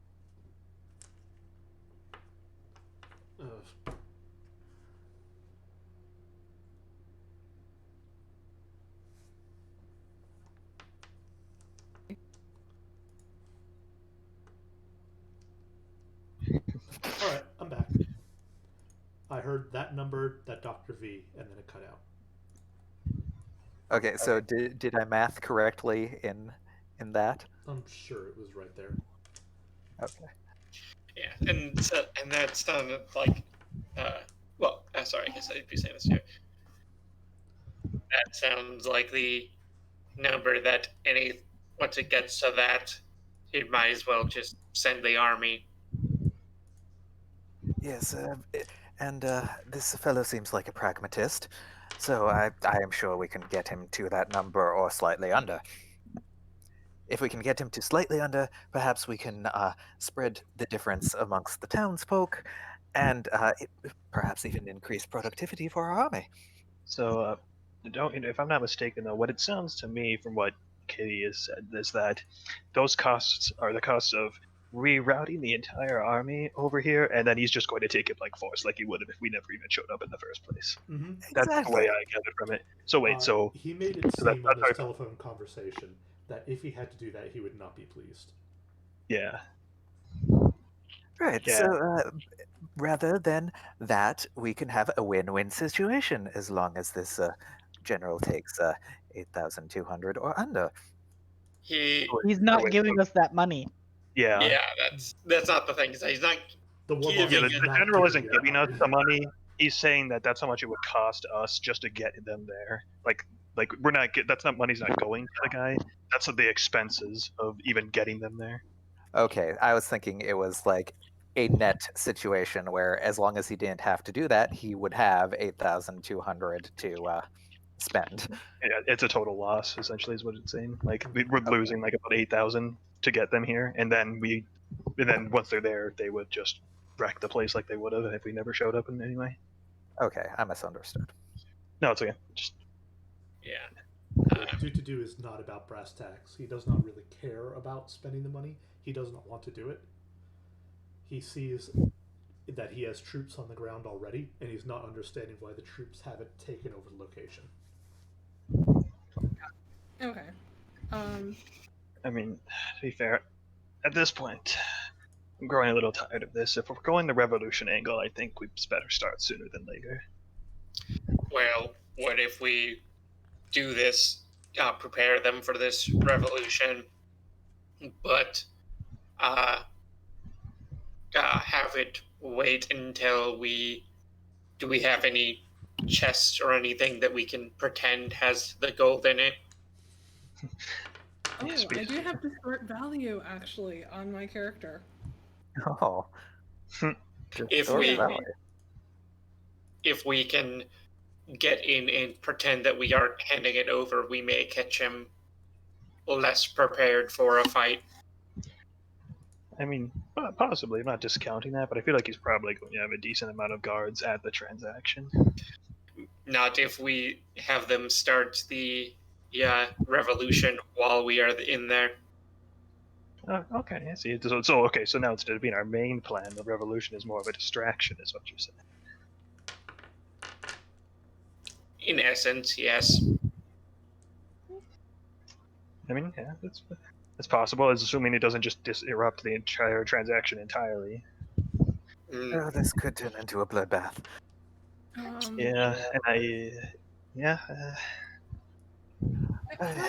It might be more effective just to approach him, tell him to leave, or else, and if he gives us any trouble, we remove him. We could go back to, and this is back in Celestial, we could go back to the idea of having him see his dead wife, and his dead wife warning him that if he doesn't leave, he's going to be in trouble. Or he had a shrine there, perhaps an agent of this luck goddess. I don't know That's how. okay. So how much do any of us? I mean, like, how much do any of us really know? I mean, I could consult the jar and see what info I may have on this goddess, but this ruse would have to be incredibly convincing and then some. Right. So I don't know much about goddesses, but I think I'd be able to form a decent dead wife. Okay. Now, also, okay. there's a question: do we know what his wife even looks like? Because as far as we know, she looks like a pile of ash in a jar, and I don't think that's what she used to look like. Okay, I know a fair amount, as judging by the 29 religion score. I think I could give you a convincing avatar for the halfling luck goddess, and it is a luck goddess of divination. We tell him through this avatar of the luck goddess of divination that if he does not leave, he is going to die horribly. And then if that doesn't work, riot. Then he dies horribly. Sounds good to me. Frankly, his show of brute strength as a means of authority has become rather old to me. Mhm. If anything, I'd prefer to teach him the flaws of such a strategy, but I'll submit to the group consensus. So next is, how do we go and find where he sleeps so we can do this? Well, we know where his home is. I would assume he sleeps in it. Well, what if we riot and then we have this person appear during the riot? But the town, how about, well, Miss Babs did say that the townsfolk are in bad shape and they wouldn't stand a chance. At least not Well, without not in the morning. Oh, that's true. So yes, no, yeah, that's what I'm saying. If we're doing this revolt, it definitely needs to be sooner. I was like, I mean, if we want to do it at a quick pace, ideally tonight, sometime during the nighttime. That was my point. But also, they are completely unarmed as of now, so that would need to be resolved somewhat timely as well. You think we can't do it in the morning at all? I mean, we can, but we'd certainly have an advantage at night. I don't think any of these people are exactly trained combatants, so any Well, edge they'll would be well rested at least. Yep, so will the guards, though. I mean, they're already well rested. Mm-hmm. They- I mean, they no, just we have- can do what we want. Frankly, I could care less about the individual people. Frankly, if we're cutting this point, I'm getting a little exhausted at this whole situation. So whatever it comes to is fine. I'm just stating that, I'm just stating my thoughts. Dr. Simov, Dr. Borthos? You know my thoughts on the plan. I think he seems to be a devout person, and perhaps this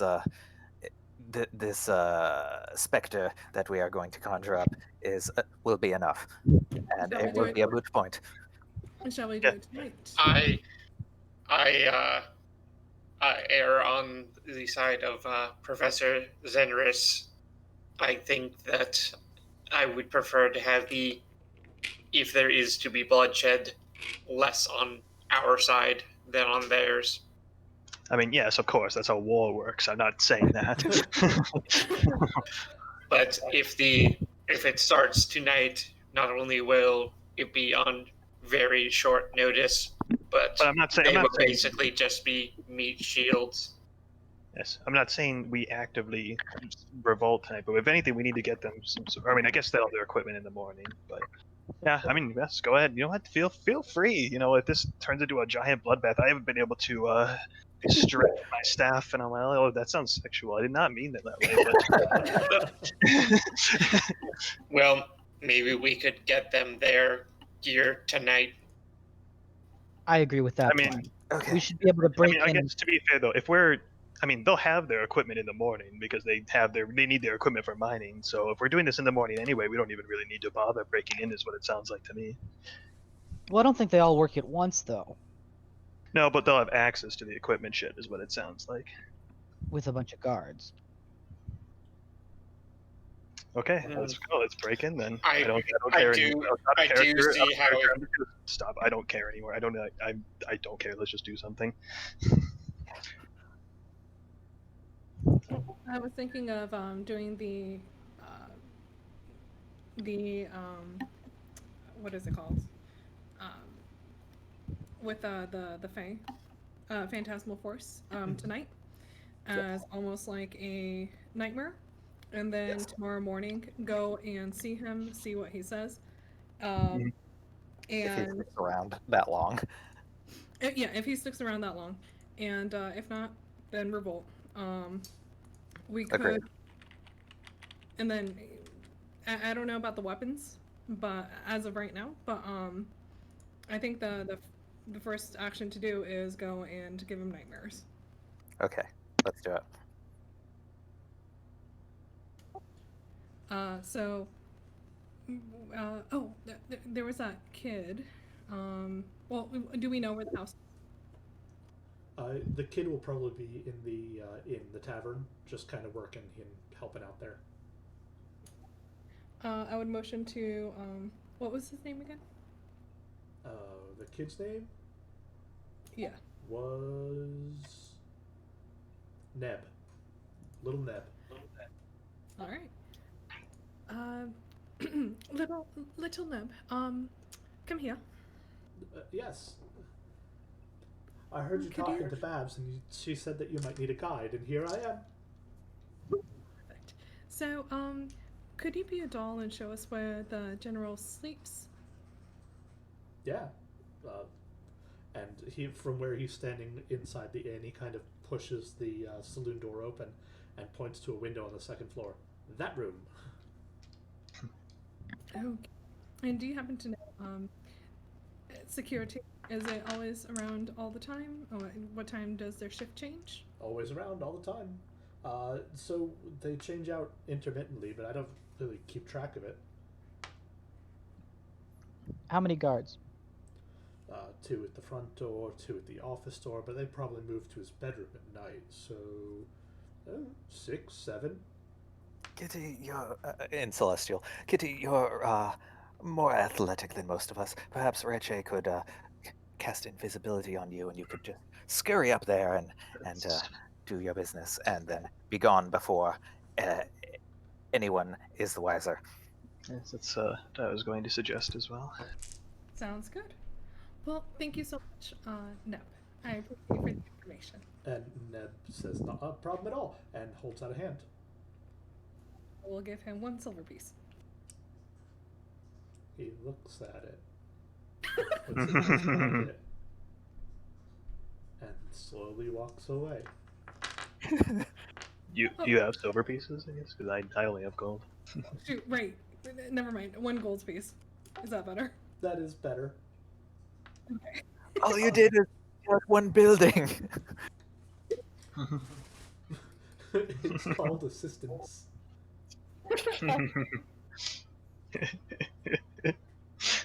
Okay, so plan. Let's go. And I guess even though Kitty's the only one that really needs to be invisible, technically, because I have to cast this at 4th level, I can make 2 additional people invisible too. Sure. Oh yeah. Oh, fun. Yeah. Let's just stealthy, just in case. I would recommend me, unless you think that combat may happen while we are in there, I may not be the best to go on a stealth mission. Yeah, I mean the way it sounds, I don't know if like the rest of us really needed to come in and this, like you said, this trouble broke out. It was just more of a, it's something that has to happen anyway. So if anybody wants to be invisible, even for for fun, then I guess. I'll take some fun visibility. So, yeah. So I guess I guess I'll wait. I don't know when we're doing this, or like when we like are we heading out right now, or Yeah. like. Yeah, we're gonna be heading out now. Okay, so Will because it he lasts sleep up to now? an hour. So. Well, let's say just time skip forward to the middle of the night when we're sure he's going to be asleep. Oh, for sure. Okay. Yeah. Okay, Alright, so we're. Are you guys staying in town until then? We can stay at the I- tavern. Yeah, Yeah. thanks. So I'll just stay in the Yeah. tavern, collect Retro, go and collect trade stories, collect gossip and whatnot. Okay. Give me a gather information check while we do that, and time will move forward. Let's see, what would that be? Would that be investigation? Sorry, yeah, investigation. Okay.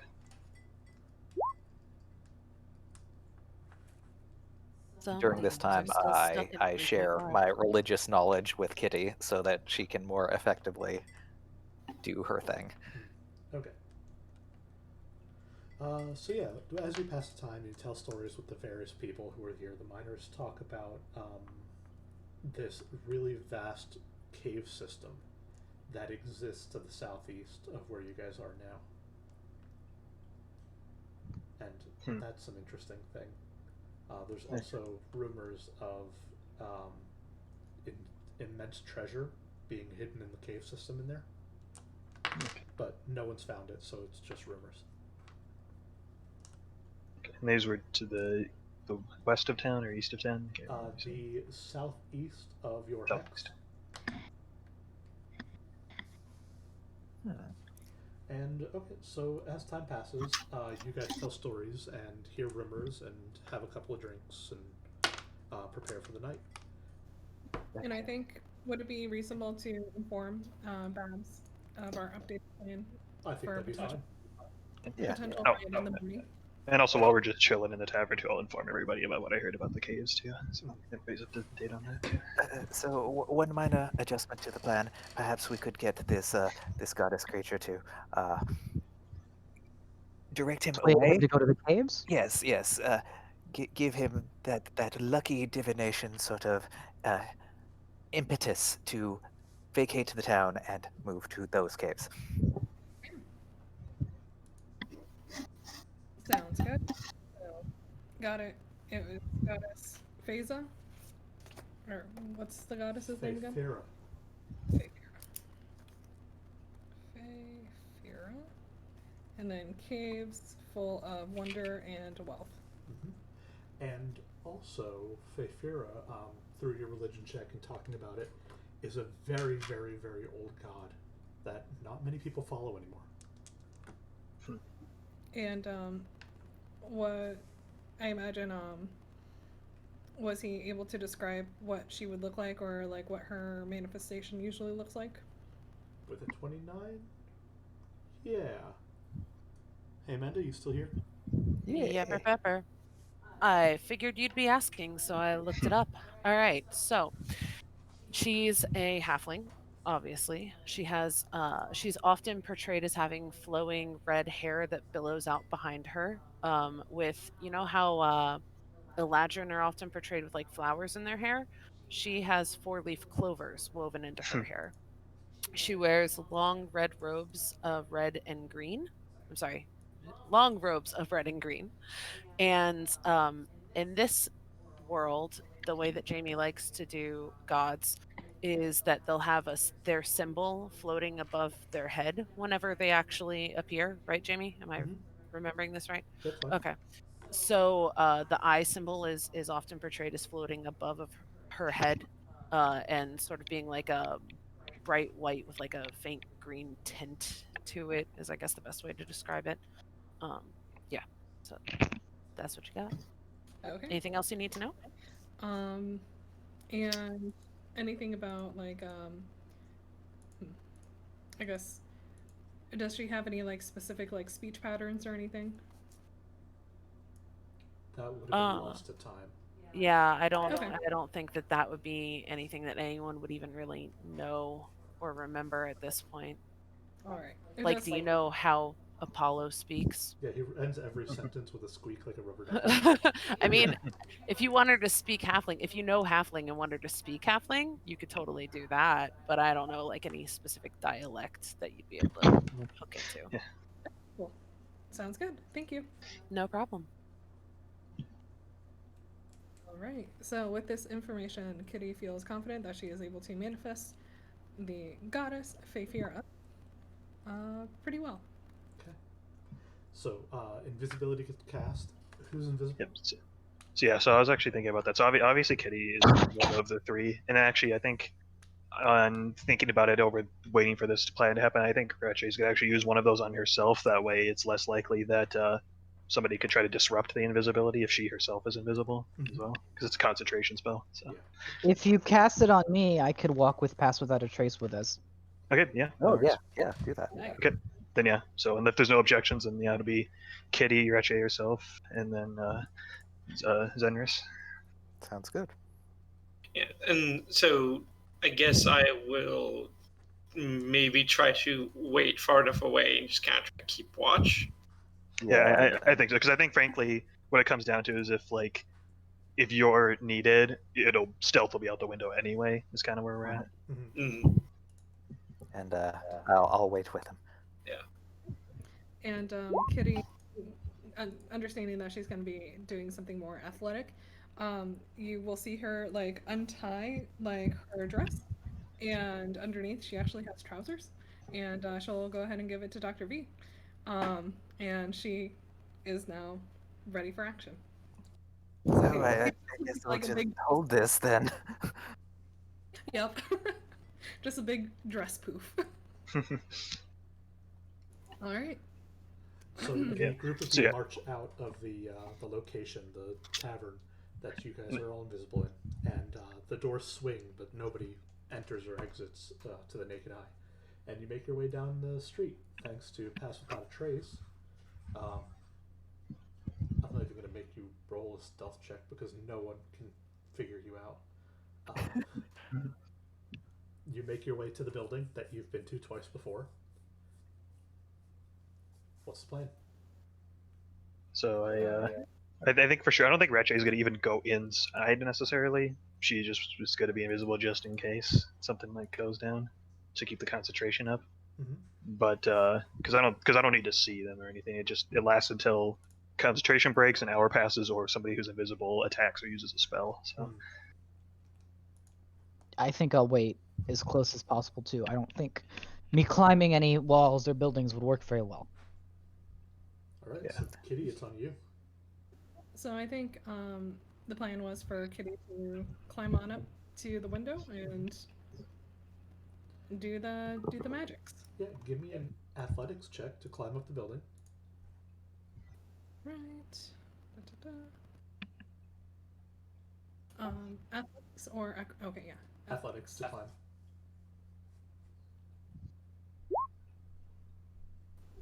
Okay. oh, nice. Yeah, absolutely. Using various handholds that are built into the wood, you climb your way up to the window. And forgetting that she's still invisible, she's gonna kind of peek in, hesitantly, and check to see if the general's in there. He is in there and he is asleep. Okay. So she will gently push on the window very slowly to see if she can get it open. And it does open. And she'll continue pushing it open very slowly until there's enough of a space for her to maybe climb in. And once inside, she is going to cast Phantasmal Force on him. Give me a stealth check to right yourself up from the window, just to make sure that you're not knocking over things as you walk in. Okay. Is that with the Pass Without a Trace bonus? Are you within 30 feet? Yeah, I'll let that happen. So continue rolling, or? Yep, continue rolling with the plus 10. Nice, okay. 35. 25. Freaking cat burglar. Actually, Is that plus 10? 35. Cat burglar. So you open up the window and you wedge yourself in there real quick, and you see a vase that's getting ready to tip off the countertop, and you, of course, with a deft foot, just steady it. It's the scene in the movie that everybody loves. Yeah. And you prepare yourself to cast Phantasmal Force. Actually, can I use a Bardic Inspiration first before I do the Phantasmal Force. Yeah, that's fine. Shit. That's something I just thought of. Same. Yeah, she's gonna be visible after this, but you know she's super Yeah. stealthy. Yeah, I honestly was going to, while me and Dr. Vorthos were to be like, doesn't invisibility end when you do something? Yep. I figured that she'd be able to abscond before she's caught. Hopefully. I mean, yeah, I mean, if she continues being as stealthy, hopefully she can be manually invisible. What intelligence save do I need to beat? 16. Sorry? Well, 16? I rolled a 19. Ooh. Oh. So you cast a spell, which is verbal, somatic, and material. So it's not a quiet spell, but you rolled really high on your stealth check. So the magic takes over the dwarf, and he gets the sensation of the spell being cast upon him, and he bolts upright, and he's awake, and he immediately starts yelling for guards. I'm going to cast. The second you cast a spell, you are no longer invisible. Yeah. So I forget that she's right now. Shoot. Should I cast suggestion, guys? I mean, I guess I can't technically say anything. I don't know how permitted helping is when our characters aren't even in talking range. I think But, this is a Lori decision. Yeah. You got one action. Pull the trigger on it. Whatever that action is. All right. Yeah, I'm gonna do suggestion, and it's going to be sleep. Okay. And what do I have to roll against suggestion? So it's a wisdom saving throw. Yeah, and it has to beat 16. He does not. Mm-hmm. So Okay. he immediately goes back to sleep. Oh, okay. Never, I misunderstood what you said. Okay. But the guards were alerted. The guards are alerted, and you hear the door burst open. Okay. Okay.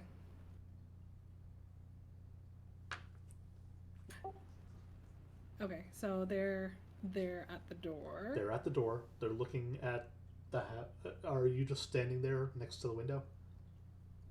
I think she would like crouch like towards the like try and like press herself against like the wall and shadows. I don't know. She's trying to not be seen.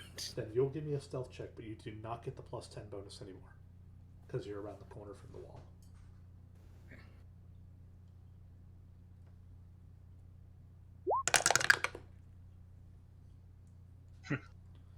So my guards crit on their spot. Oh. Which is the first crit in a really long time for me, which is really happy. So yeah, they look at the halfling who's sleeping in his bed, and then they do a glance around the room, and there's just Kitty right there, kind of crouching next to the armoire. And they raise spears at you. As it did, like the lights in the room. Yeah. Did the lights in the room like click on right away, or not click, but it's like The lantern guards or whatever? clap, and the lights turn on. Okay, so yeah, I think we can, at the very least, everyone outside can see. Like, I think that is a clear indication of things not going to plan. I feel. Yeah. Kitty will raise her hand and she'll say, "I just got him to sleep. You know that a man has certain needs, and I would like to keep this very discreet." Excellent. One of the guards turns to the other and says, "Wake him," and is pointing a spear at you. Okay. Well, seeing that her bluff is not going very well. Yeah. Let's go. Let's jump out the window. Okay. This is an acrobatics check.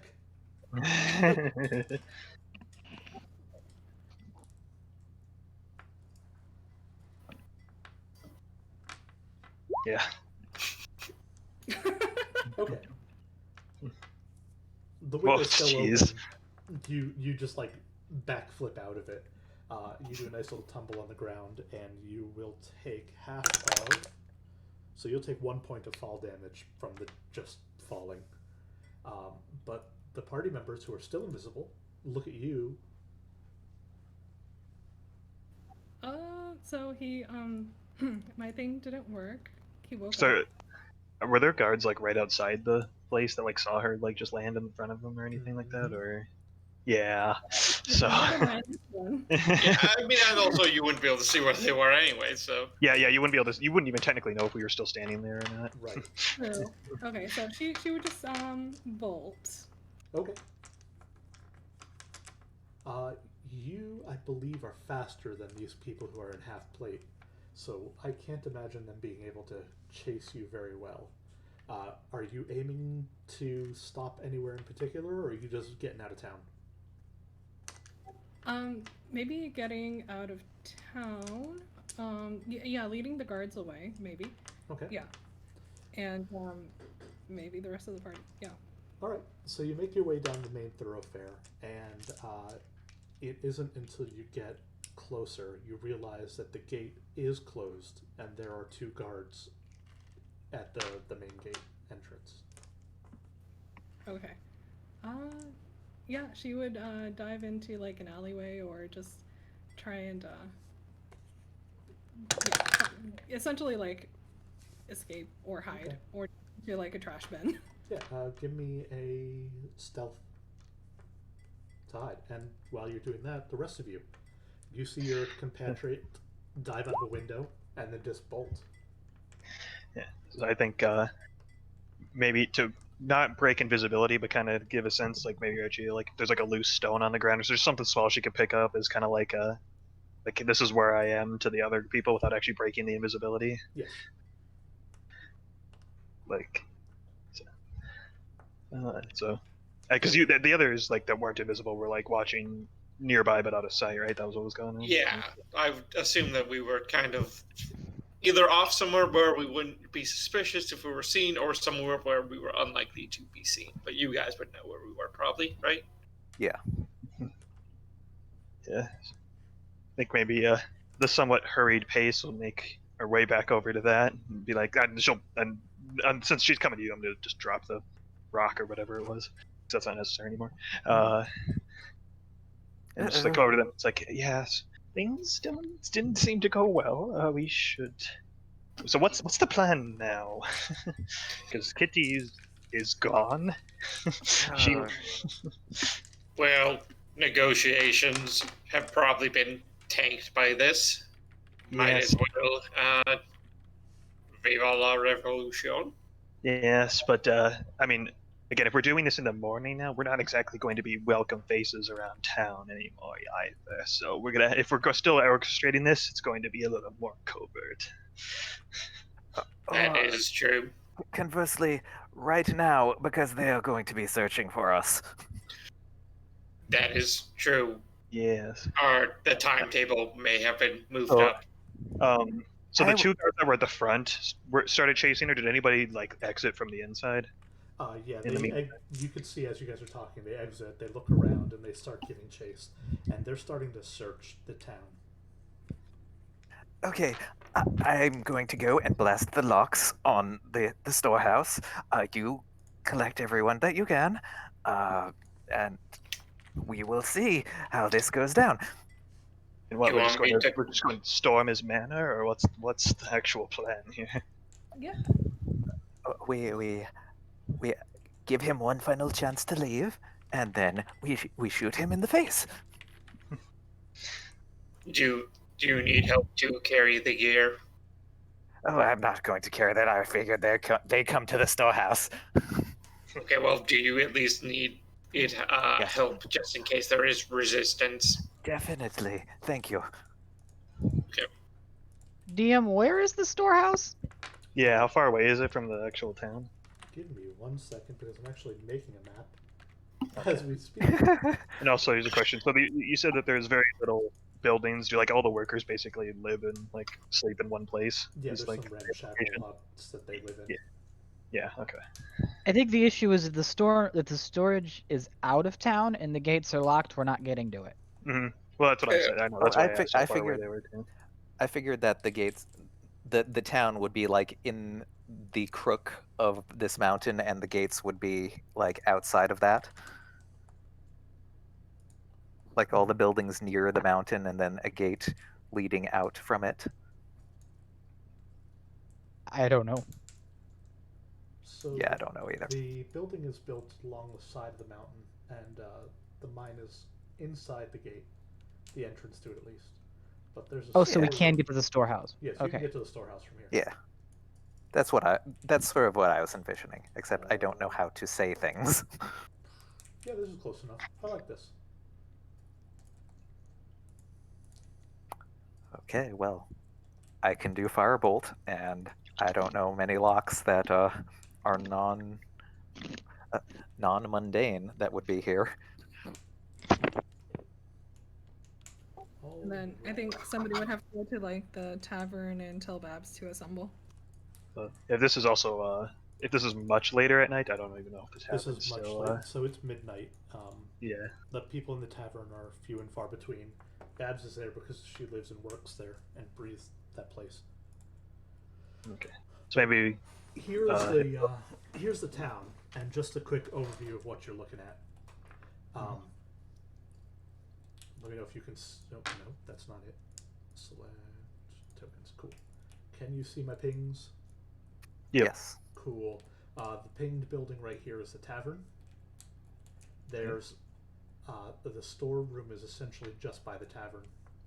This here and this here, leading into the mines.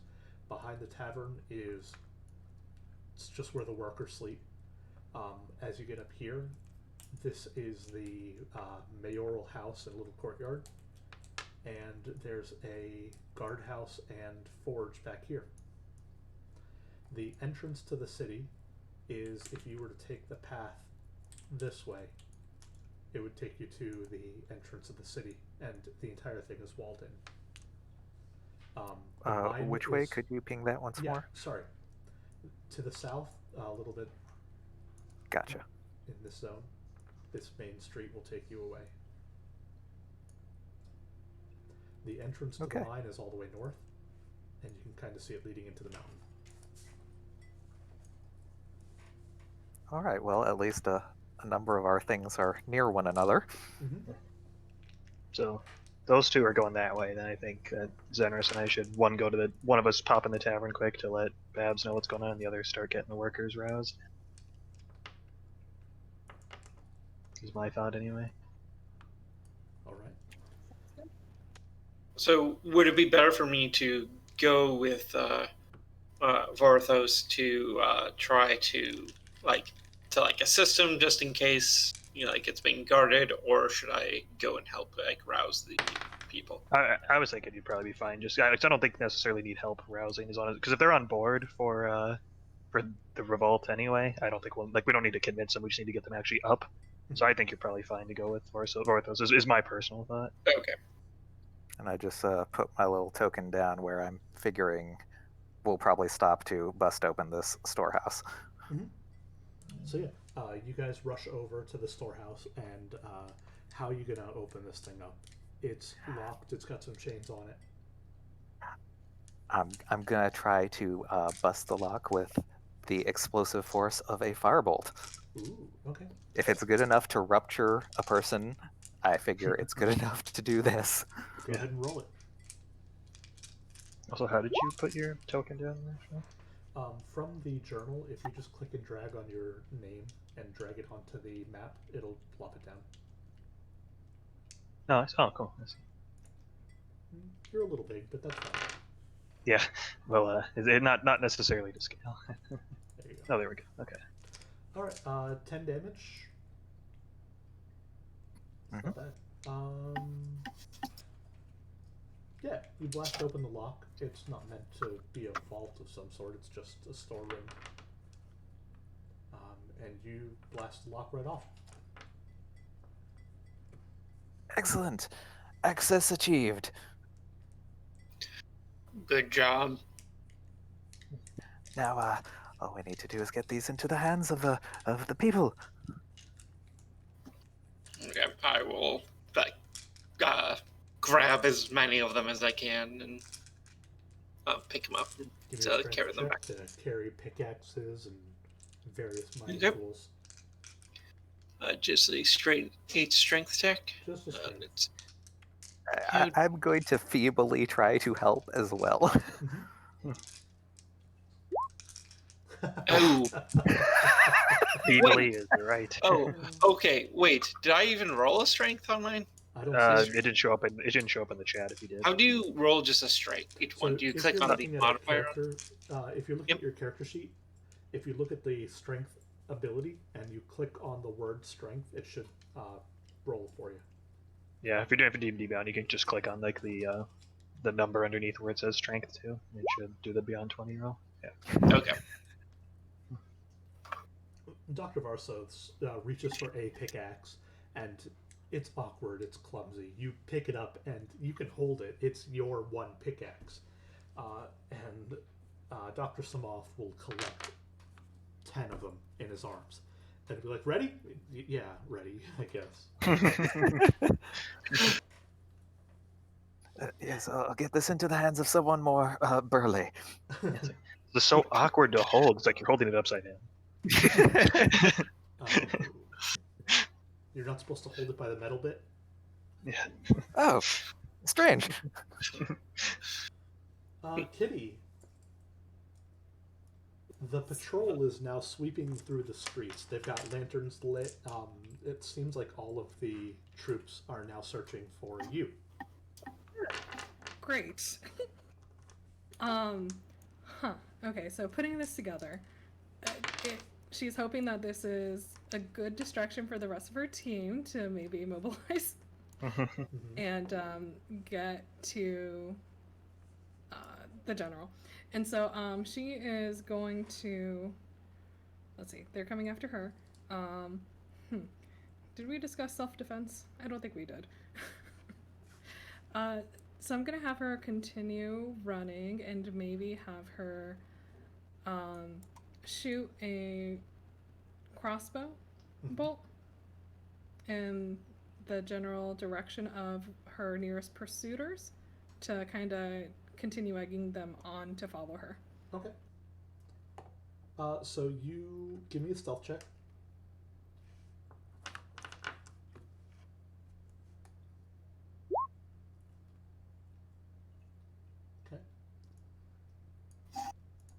You start dipping in and out of these little building areas, and somebody gets a sight of you as you go by, and you hear, "She's over here!" And are you aiming the crossbow to hurt them, or are you just getting their attention? Getting their attention. Okay, well, you have their attention. Yeah. All right, then it'll be more of running, dodging, and bobbing around. Okay. Excellent. You're collecting about 10 of these guards to your location. Awesome. And altogether, how many guards are there? 20, 24. Okay, halfway there. Cool. Yeah. Back in the... I mean, if you... Mhm. I was going to say, I mean, if you want the entirety of the guards with you, yeah, halfway there. Okay, so you have these pickaxes and you're bringing them to the miners. Mm-hmm. Yep. Do you just barge in and start distributing? Essentially. Like, it looks like negotiations have broken down. Yes, We are going to need a show of force. And even if you do not swing these, it could be valuable to have you hold them up high and holler loudly. Yes, I think while they were collecting the stuff, that Reche would have been, kind of letting Babs and them know, the workers know what's going on. Okay, so yeah, you encounter Babs in the tavern. Sorry about that. That's okay. Anyway, what do you let her know? Basically, just because just to make sure I'm not misremembering, we had already basically come to like some sort of like, hey, we would support a revolt if it came to that kind of talk, right? Or am I misremembering? They will They just did not want to. Sorry, what was that? They will support the revolt. They will swing an axe. They just did not want it to come to that. Yeah, but okay, yeah, so it's say that it's like negotiations seem to have basically kind of just what Phil just said. Like negotiations have broken down, and it seems like we might have to come to the last resort, as it were. All right. She grabs a pot that's behind the counter and pours out whatever stew or water was in it and starts clanging it with a wooden spoon and start to round the troops. I forget. Do we have any methods of communicating with each other over distances in this campaign? I believe you I do not believe so. I think the closest we have is my telepathy, and I believe I still have to have a line of sight on people. Okay. But the entire encampment is a mess right now with people yelling and screaming and clattering. And as everybody gets woken up, Samoth and Varslos come on in with their gear. Just drop them down. Who you are, your tools to overthrow the oppressors. Sorry, persuade your voice. People grab them and start heading into the streets. Okay, and one last thing. We are hoping for no violence, so don't initiate. We are going to make one last plea, or at least I am. And but if things come to it, yes, violence. Okay. Stay safe out there, you beautiful people. So, Kitty, you have 10 guards chasing you around. Stealth is out the window, and they're starting to encroach on your location. Shoot. Okay. So, am I backed into a corner? Not yet, but there's only so many places on this mountain you can go. Okay.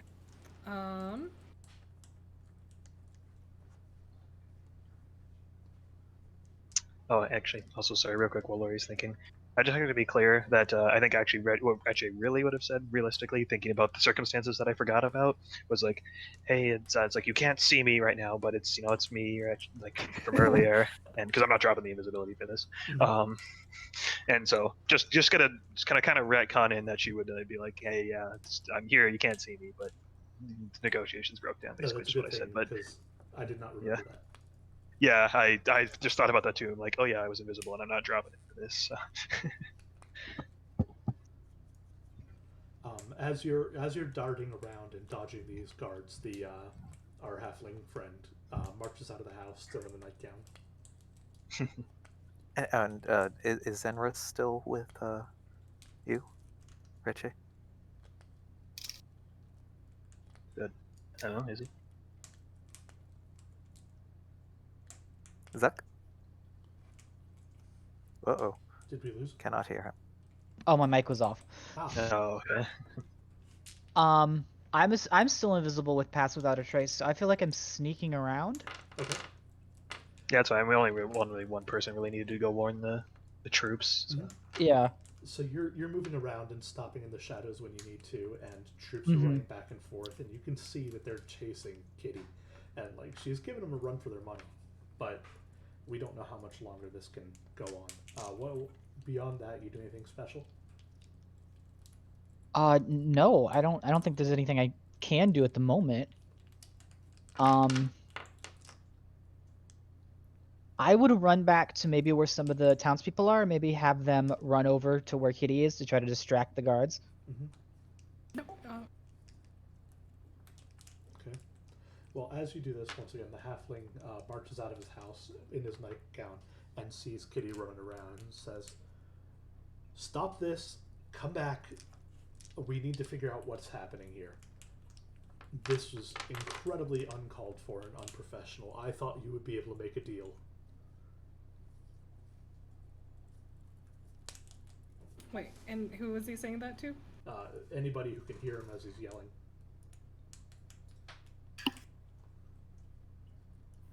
So would that probably be like all of us at that point can hear him? Or Yeah, this is a very, very small town.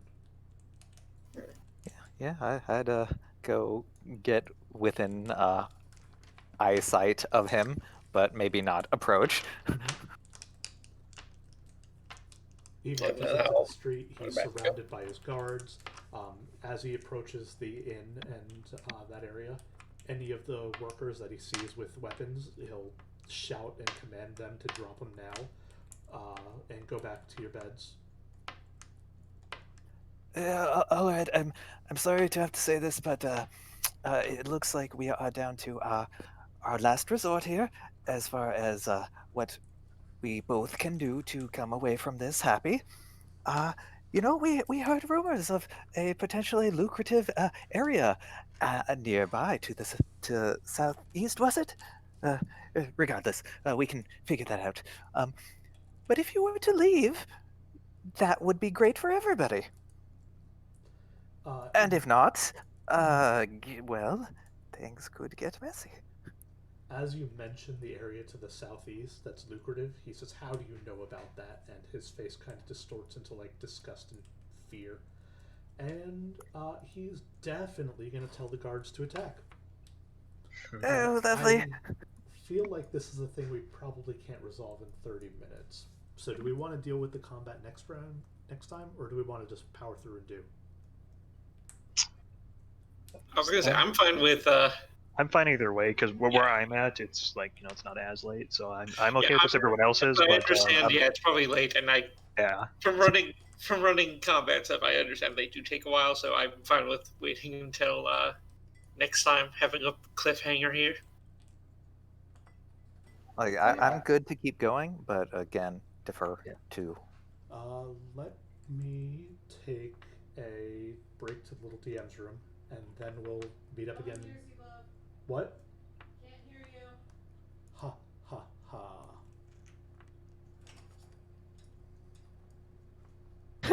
Ha ha ha. Discord loves me. I'm sorry that keeps happening, but That's yeah, all right. we Try sort to of figure it decided out. that we are all good to continue if you are. and then but if you're not, we're fine too. So Let me Yeah. take a break to little DM's room, stretch my legs for a second, and we'll run combat real quick. Okay. I don't want to leave Me you too. guys not with the resolution of this. Okay. Okay. Well, I'm gonna say, good. yeah. BRB? BRB. Here we. Ooh, gotta pee right now. You okay over there? I'm making puzzles. You're adorable. Thank you.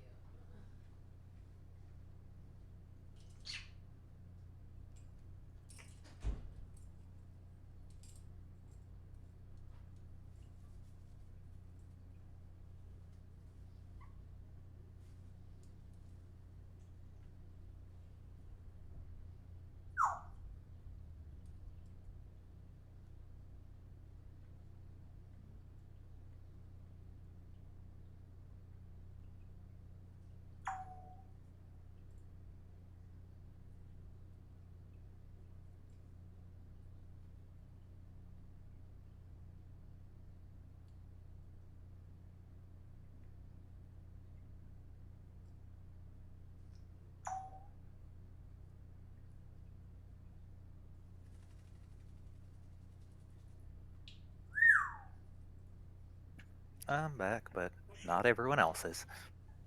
Welcome back. So, I have like one more trick up my sleeve that I can do. Yeah. Whatever tricks that we can use to like circumvent this fight, that would be useful. It would save time. Polymorph him into like a frog and hold the frog hostage. Okay, I'm back. I came back at the right moment. It seems. Yeah, I mean, if you polymorph him, I can mage hand him over to us, or Reche could just grab him up and have a floating flying frog. Yeah. Or do you guys want me to go and grab the urn of his wife, a new floating ghost with his ashes? Hey, our ideas may not be good, but they are original. Yes, Yes. yeah, that's all. That's all that's needed. That's all I ask. Yeah, I should have, when my suggestion had worked, Sorry, 1 second. I should have told him to leave. I am sorry. Yeah. Isn't it only like a one-word command though? No, suggestion is up to 2 sentences. Command is 1 or 2 words. Okay, I got the two confused. Yeah, suggestion is pretty powerful when it lands. I mean, you could always try it again. Okay, I sorry, have I'm back. one more. I have one more that I can do. Yeah.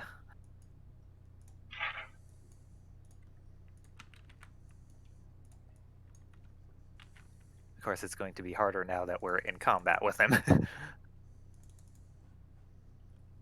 Okay, and it would be 2 sentences. I can up to 2 sentences. I think. I don't have the spell. Okay, I'm back. on here. Welcome back. Yay.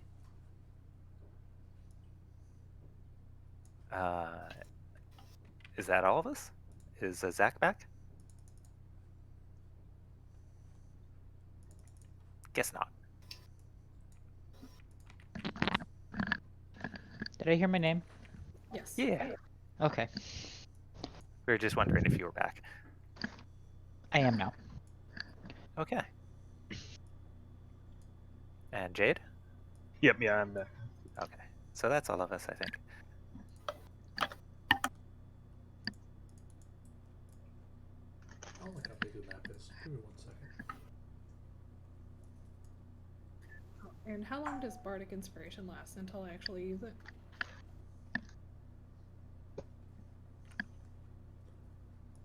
I don't know the answer to that right now. I think.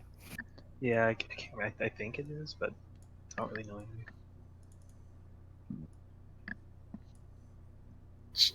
Check something.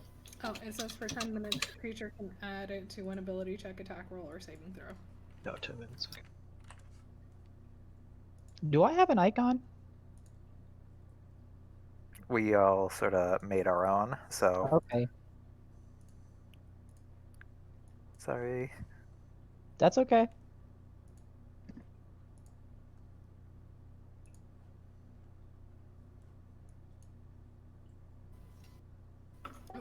The map shifted. Yeah, I'm working on things. Earthquake! Yeah, so I have a question about the map. So did you make this using like the campaign cartographer thing, or did you like draw this yourself? Neither. This was a really quick Google search. Oh, okay. Well, it works. Yeah. Mm-hmm. So wait, where would you and me be, Phil? Probably up here by these barrel wheel. Well, actually, we might be like over here delivering. Because we were distributing tools, but we were also at that moment kind of talking to him. So Right. So probably like there-ish, if he is surrounded. Yeah, let me drop a halfling on the board in a nightgown.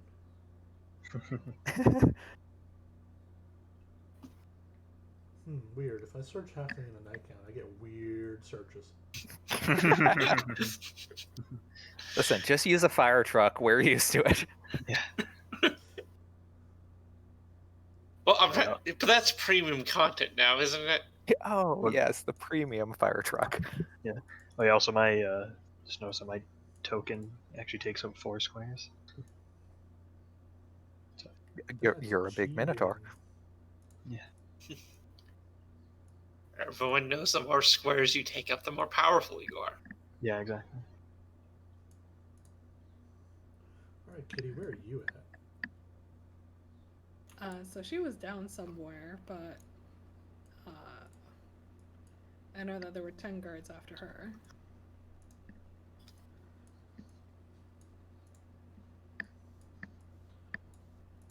And we'll put these people kind of scattered around you. And a load. Oh, I need peasants.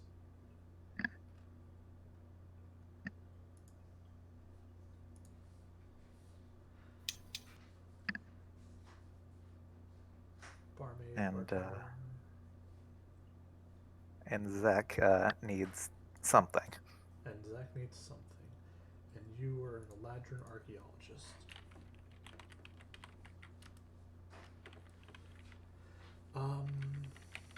They gotta have an Indiana Jones. Damn, I was just looking that up. Yeah.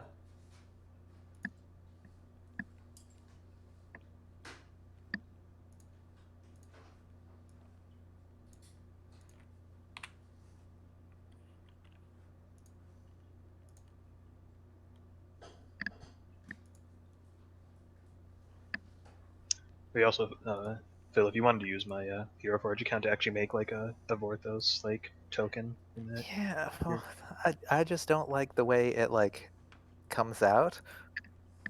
Oh yeah. Yeah, like isn't it all like crow and There, eagle? so like I said, there is not like an owl person race, but there's like a helmet that basically just replaces your head with an owl head. Like I'll take a screenshot, put it in the chat here. Okay, maybe.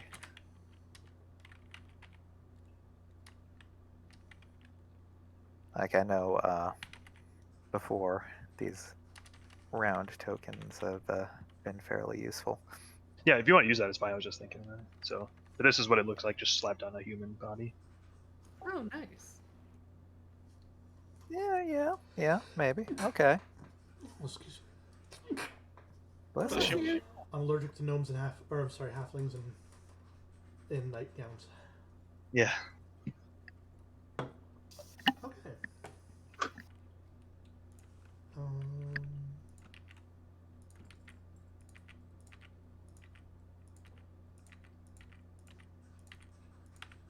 A wall of meat.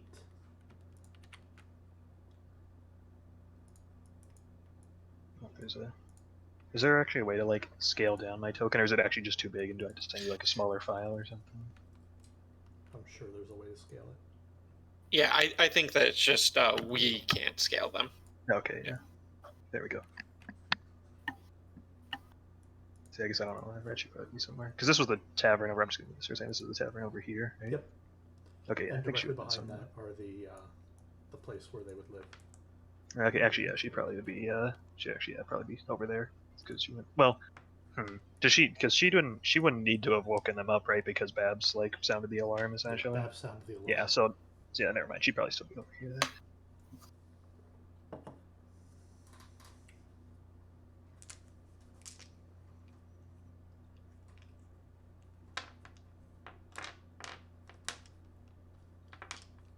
But yeah, you mentioned the lucrative deal that's going on down to the southeast, and whatever you said has caused the ire of this halfling, and he is so upset at you for knowing about this that he sends his people to attack.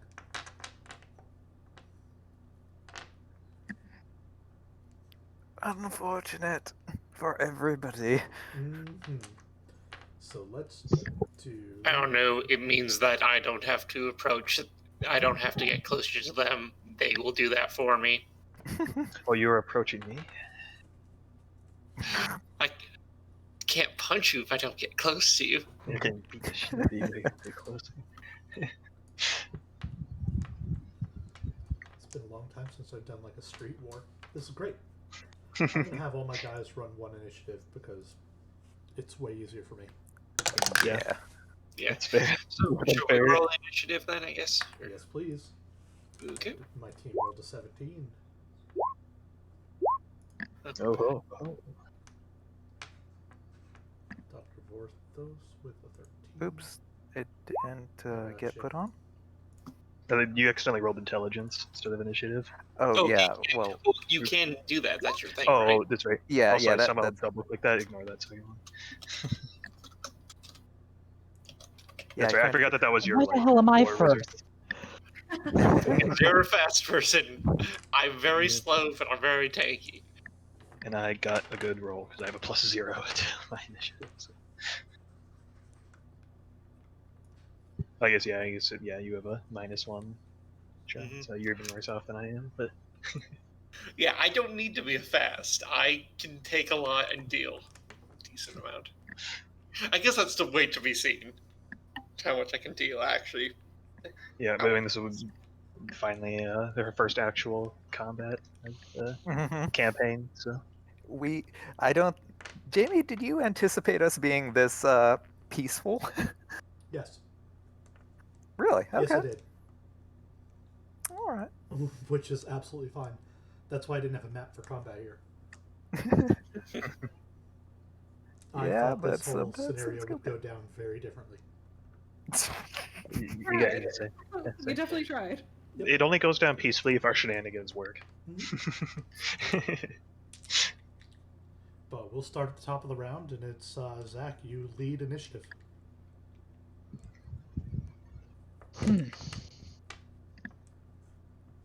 I'm gonna shout out that we don't want the treasure in the caves. We just want the mine. I guess it's in the southeast, right? Yep. Yeah. We don't want that treasure southeast of here. We just want the mine for the iron. And also, as far as unless you broke it, as far as he's aware, that's a disembodied voice. Yeah. I know I haven't. I mean, yeah. And your argument is you don't want one of his things, you want another one of his things. Yeah, this isn't going to persuade him anything. Okay. You can roll for it, but you'll be rolling at disadvantage. Okay. How the hell I guess I just rolled twice on here. Yeah, roll twice and take whatever lowest is. Oh, shit. Oh, So Shane's disadvantage. that figures. Come on, another. Yeah, the Yeah, double like nat this one. 20. Okay. Yeah. You yell that, and he responds back, I'm not giving you the mine either. I guess we'll just take it. Nice hit. I think I'll take it. All right. Oh, these are peasants in front of me. I thought they were bad guys. Yeah, directly in front of you are the peasants. Yeah, That's a little more comforting. Right. There are still a decent number of guards, though, but yeah, thankfully those are just the peasants. They're by Kitty. That's okay. She can deal with them. Yeah, right. Yeah, she's fine. Yeah, she's fine. All right. Anything else? Was that my besides- turn? You can. Um, Talking's a free action. Yeah. Well, I guess I did a persuasion check, so. Yeah, it's part of talking. Okay. I don't know if I want to shoot him with an arrow yet. You In the could face. get up close. Yep, still invisible, so. Yeah, I'll move. What the hell's my movement? Also, you 30 could. feet. I could. Well, since I'll you're move. invisible, because I am thinking evilly. You can sneak into his house and grab his Oh no, steal his wife? and threaten to like smash it. Where's this house on the map? It is this location here. It's the one with the trees. Okay, I see it. I mean, it's pretty far. You can dash, and so that would be 60 feet. There would still be a couple of dashes, but yeah. So going And up then the as in ridge a that lottery. the road is. I'm sorry. Yeah, going up the ridge around this location would require an athletics check to climb it. Well, it's climbing up. Yeah. What's that wooden thing next to Actually, it? no, that's climbing down. Okay. Because if I could, like, acrobatics down it. I'll put you acrobatics down it. Okay, yeah. Let me do that. It's easier to go down when you're cartwheeling. Yeah. Okay. Make like a roll of cheese. A roll of cheese. Yeah, the cheese rolling competition. That's a thing. You did. Oh, I hate cheese. Yeah, like I think Reche's just watching this, like, ooh. Invisible. Oh yeah, that's right. He's invisible. So. Yeah, you're right. I don't even know what's going on. It's Do I like, lose invisibility if I take damage? Because I don't know if I'm so surviving I with think damage. so. all it says is, oh, let me pull up the description again. So it says the spell ends for a target that attacks or casts a spell. That's all it says. So unless like I break concentration an hour passes, or you do an offensive action or spell, I guess. Yeah, That's you not could offensive. fall unconscious and no one will be able to find you because you're Yeah. invisible. Yeah, I mean I could break the concentration, I guess, at that point. But yeah, but this essentially, yeah, you just. Well, I tumbled down the hill or the cliff, no, wherever I ended up. Yeah, you do. And you are going to take 8 points of damage from falling. So if anybody's watching, and they're really focused on the fight that's about to happen, but you would see just indentations in the snow on where an lantern would tumble and fall and clunk down the hill. And you wind up...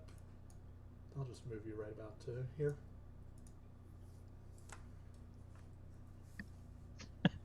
Kitty probably hears some rocks tumbling. Yeah. Just like, what? The perfect time to fail an acrobatics check is when you're invisible. So.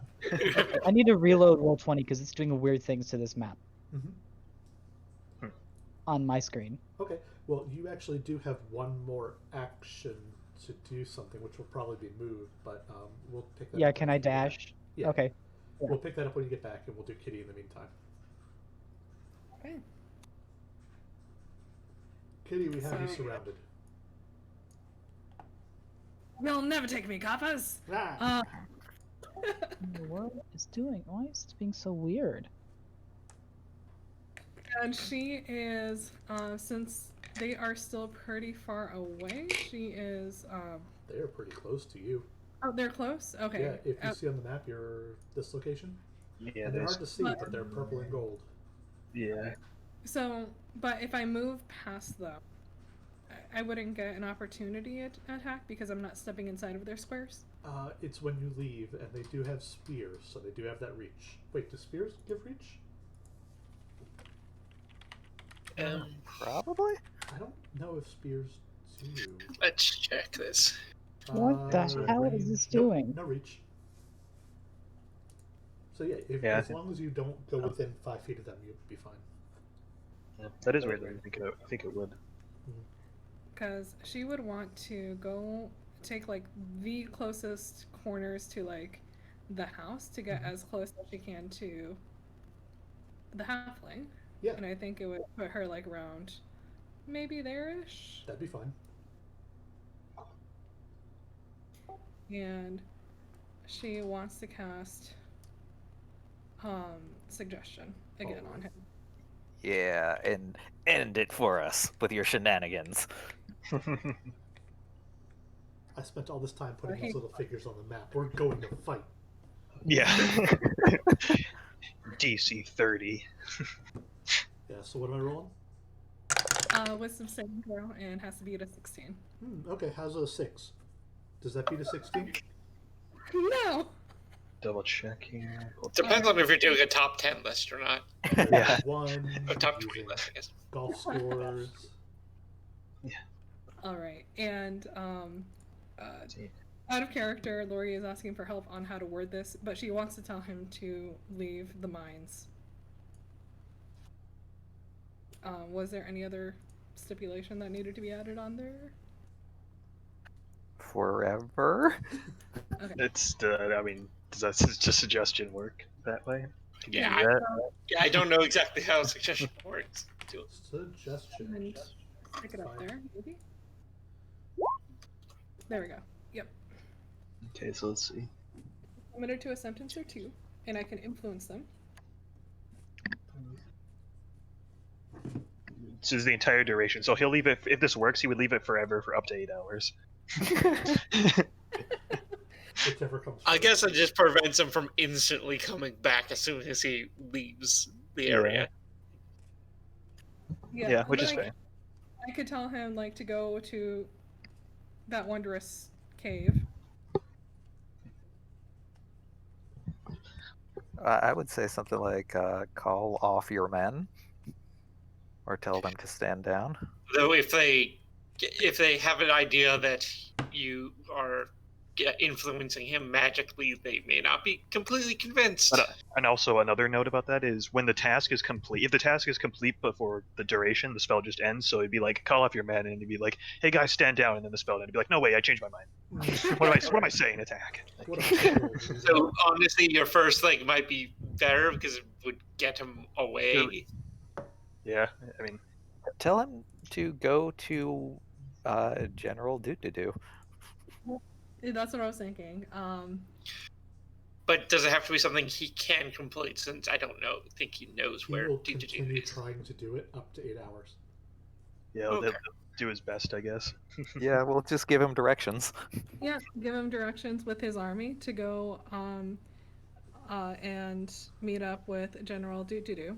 And Yeah, I guess these are the coordinations. Like a general direction to head, maybe like where we know they are. Okay, so yeah, Kitty will say, General Brookfoot, I think it would be in your best interest to meet up with our General Doo-Doo. Take yourself and your men in this direction. And she'll give him the coordinates as to where he needs to go. Okay. So he was mid-sentence screaming, "Get a better idea." Everyone, stand down. Pack up your things, we're moving out. And there's a lot of confusion amongst the ranks as they're looking at each other. Reasonable. Are you sure? You just said, well, yeah, no, get your things. Did I fucking stutter? Okay. It looks like our suggestion about the pillages and riches of war have sunk in with him. I say loudly. Yeah, there's a lot of general confusion amongst the troops. The miners are just holding their ground, and eventually they slowly, over the next couple hours, where they ask, "Sir, are you sure? Is that really the plan? Or we're just going to let them take the mine?" Yeah, actually, we're needed elsewhere. And let's see if the troops fall for it. With a 2, yeah, they fall for it. Everybody falls for it. Excellent. And I would like to say that at least as long as I have access to him, Orthos is going to be like purporting the virtues of actually joining us, so that maybe it'll stick and sink in once he's done with the suggestion. Mm-hmm. And I would like to paint a picture of like Kitty, who usually everyone sees as very prim, proper, and posh. Her hair is like disheveled. Her like clothes are a little bit torn. She has smudges on her. Oh yeah, actually, does Vorthos still have like the dress or whatever part or whatever that? Yeah. I'm just carrying that around. Apparently, it's got a little bit of like dust from the pickaxe that rubbed off. Maybe a little bit of coal blackness. Ooh, she's not gonna be happy about that. She looks unkempt. Yeah, that's great. And a little bit exasperated, like kind of heaving that, catching her breath, and that her spell actually worked this time. Mm-hmm. But yeah, after about an hour, it takes them an hour to get their things together and packed up. They start marching off into the distance. They follow the road down from the mountain and head north.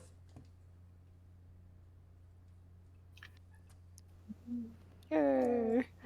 We need a contingency plan because this wears off in. Or sorry. We all need a contingency plan. This wears off in 8 hours, and I am tired. Technically, only 7 hours now. But, does anyone know how to make traps? for when they come back. If we fortify the town, we are in a much better position than they are. And we have a wall, and that's quite helpful. And his wife's remains. I'm That too. sure he took that with him. Right. I guess it depends if if he just was like left right square away, then we might not have. He did say you did say that he took an hour to get ready, so he may have. Oh, that's true. Yeah. So yeah, he probably. And Professor Zanus was on his way to the house to get the ashes.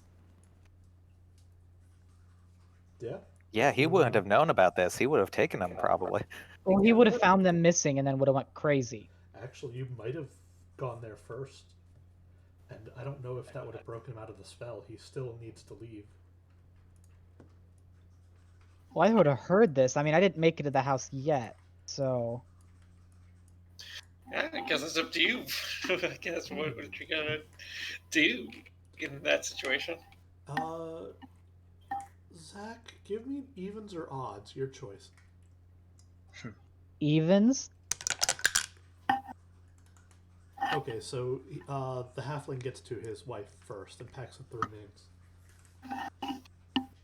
Just help him. It's this invisible, benevolent force. Like No. an unseen servant. Just Yeah. pretending to be like, oh well, oh my God is helping me with this stuff. He turns around and there's socks already in the suitcase. Yeah. He's just like, oh, I can never find that extra black. Oh, there it is. It's like just like mysteriously there. Like it packs itself. Yeah. Okay. So yeah, we have a town, sort of. For 7 hours until he realizes. Well, so 7 hours out, so it takes him another 7 hours to get back here, so we could technically all rest. Well, okay. My thought here is, we are going in that same direction, back northward, are we not? Yeah. I say we go along with him, again, continuing to talk with him the entire way, trying to make the suggestion real beyond the magic. And if it doesn't work, I know fireball. Okay. But like, is suggestion a spell that like when it ends, somebody realizes that you casted a spell on them? Yes, I absolutely. believe it is, yeah. So I don't think that's gonna fly. Depends on how the DM, like, I don't know if Jamie, you have them realize, or it's just what it is. They will for sure know that they have been suggested. But do they necessarily hate that? This guy will hate that. Yeah, Okay. I'd say most people don't like being forced to do things against their will, essentially. Yeah. Even if That's it's fair. reasonable. Well, the thing is that at least we got him outside of the town. The townspeople didn't get hurt, and if we have to murder him outside, well, it's just him and his troops. So we could we could make some sort of fortifications for they come back. So we'd have time. And frankly, for all this excitement, I could use at least a short sit, perhaps. Mm-hmm. I could sleep for a decade. And I feel like that would line up with our waiting until next week. Yeah. Or 2 weeks from now. Yeah, that would be fine. Yeah, where do you Got a want map to? already set up. Oh. Would this be a good It's this spot map. to stop? Yeah, that would be fine. You have driven the guards out of town. Yeah. This did not go as well as I had hoped. The townspeople are cheering. They're loving their independence, and they're not quite understanding the if this will wear off in 8 hours thing. I think that. I guess, I don't know if I understand suggestion. I don't know if Samov understands suggestion spells enough to know that this is a temporary thing too. So he might just go up to Katie and be like, good job. Oh yeah. Also, since in the hour that passed for the general to get his stuff together, obviously the invisibility would have ended by then, so nobody's invisible anymore. Yeah. No, I mean. So yeah, Kitty would explain that in 8 hours this would wear off. And she thinks what would be best is if we, we've conquered this town. I can call the general, tell him that we have this town, and we follow after General Brickfoot, and when it wears off, we deal with him outside of the town. I like that idea. It keeps the town moderately safe, and eventually our forces will arrive and continue guarding them. As of course, we have to tell them about all this.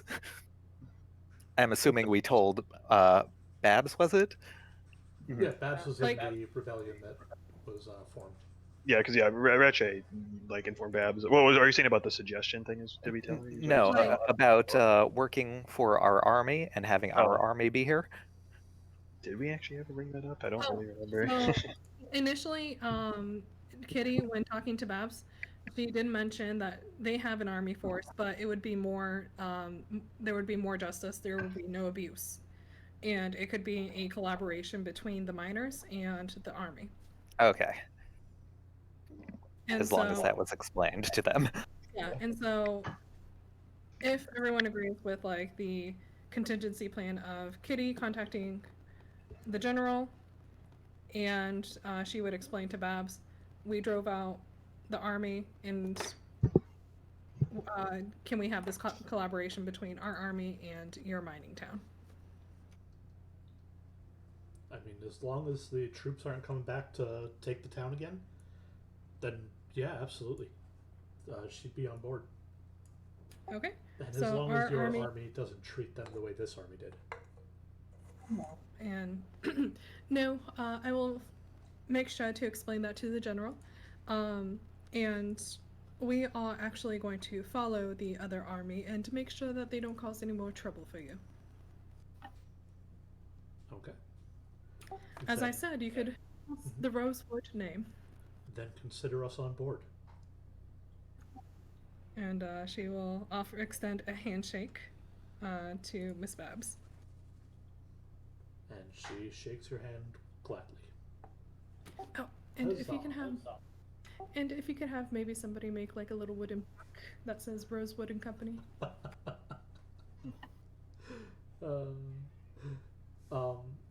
I forgot the name of the kid, but he's on it.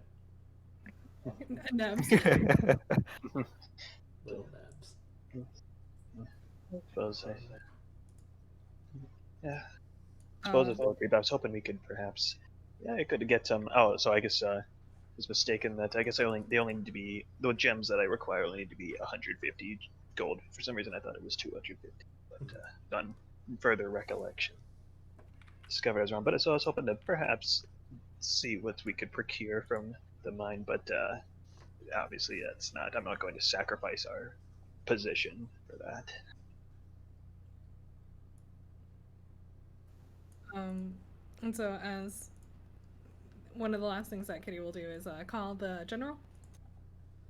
Yeah, you call up the general. It's still the middle of the night. What? So this is what the sound of success sounds like. The sound of success sounds really late at night. Hi, General Doo-Doo. It is I, Rosewood, and just wanted to let you know that we were able to drive out the army forces. They might be going in your direction, but good news is the townspeople have agreed to collaborate with us. You can send some army men down, and we now have a mine to support our troops. That is good news. Next time, tell me this in the morning. What? Well, okay. How No did response for that. How did you raise your 25,000 gold?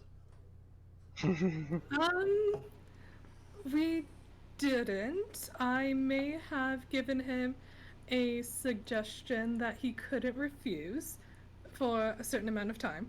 We'll make him a suggestion that can't refuse. And she'll say, it's we sort of have it handled.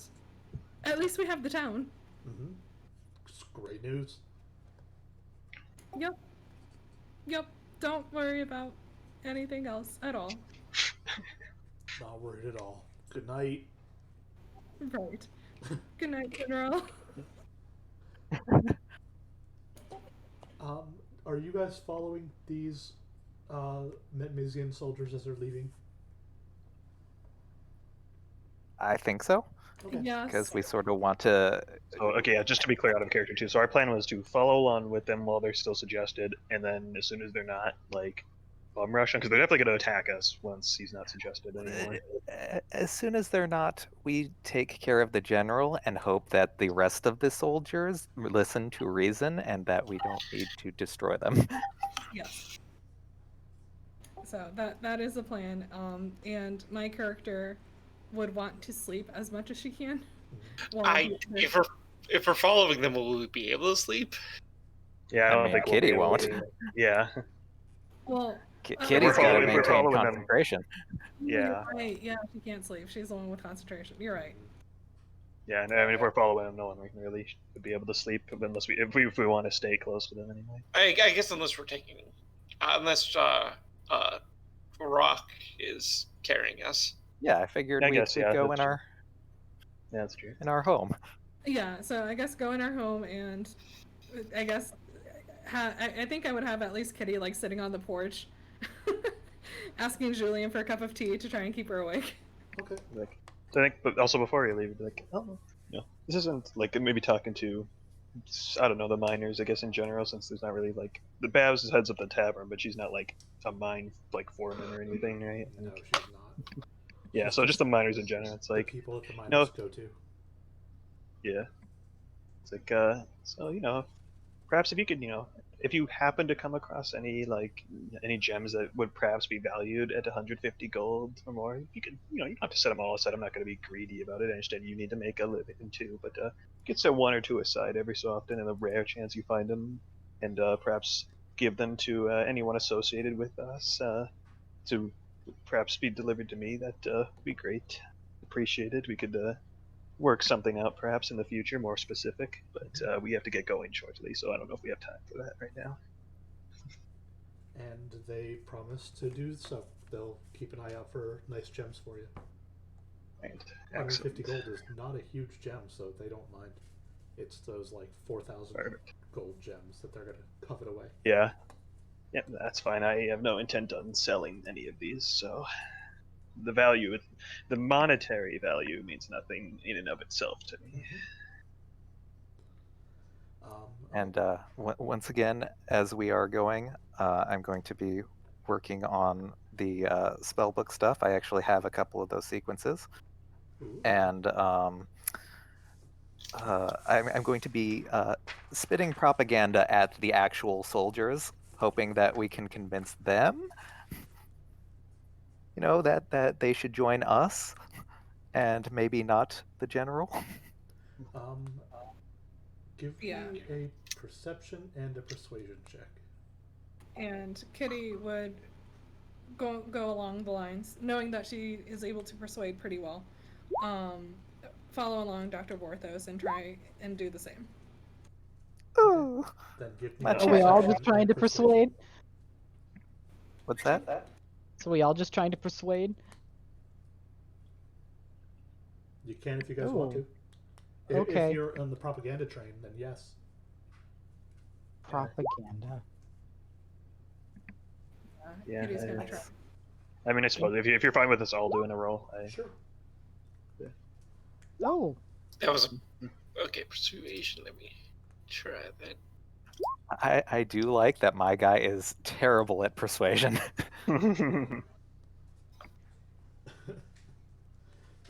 Steps in to and flourishes his words a little bit more. So you guys are marching with these troops, and there seems to be less of them now that they're outside of the town.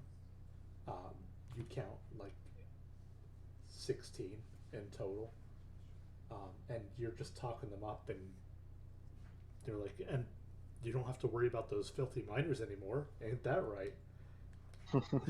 But you woke them up in the middle of the night. They were chasing someone through the streets and then told to stand down. And now they're marching away from what was their home at this one guy's order. High rolls. Yes. 24. I almost wonder if we don't play that. It's like, doesn't he seem a little erratic? Like, don't you? I don't know if you really want to. I mean, Yeah. he beats his workers and he seems very erratic. I don't know if he's the best employer. He's really stable. We know a group that is much better. Already made. Let's say our group has already made great progress. I'm sure you'd be most welcome. And as you guys march away from the mountains and more towards the forest and field area, you pass by, what was the name of that town? It was Chester. Chester. Yeah, you pass Chester. Of course, you're it's on the making map. your way north. And about that time is when the spell wears off. And that is where we'll pick up next time. The spell is just worn off on the road north of Chester. Okay.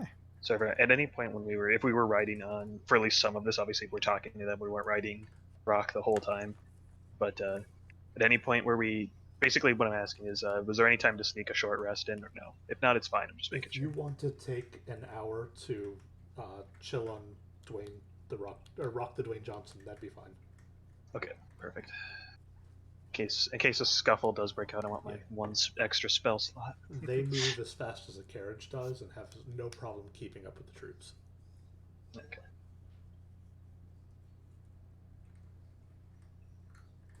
And with the general, was he going to be moving his army into the mines? The general will eventually send someone to the mines, but that is not an immediate thing to him. Okay. Okay. Sounds good. Oh, well, that was great. Wop wop. Like, Yeah. I have one spell slot left, I think. Or Yeah, two. I was gonna say I have. I thankfully was conscious of the fact that we might have a fight, so I only used one of my first level spell slots and most of my lay on hands, but I'm still decently up for it. Yeah. If things go bad, yeah.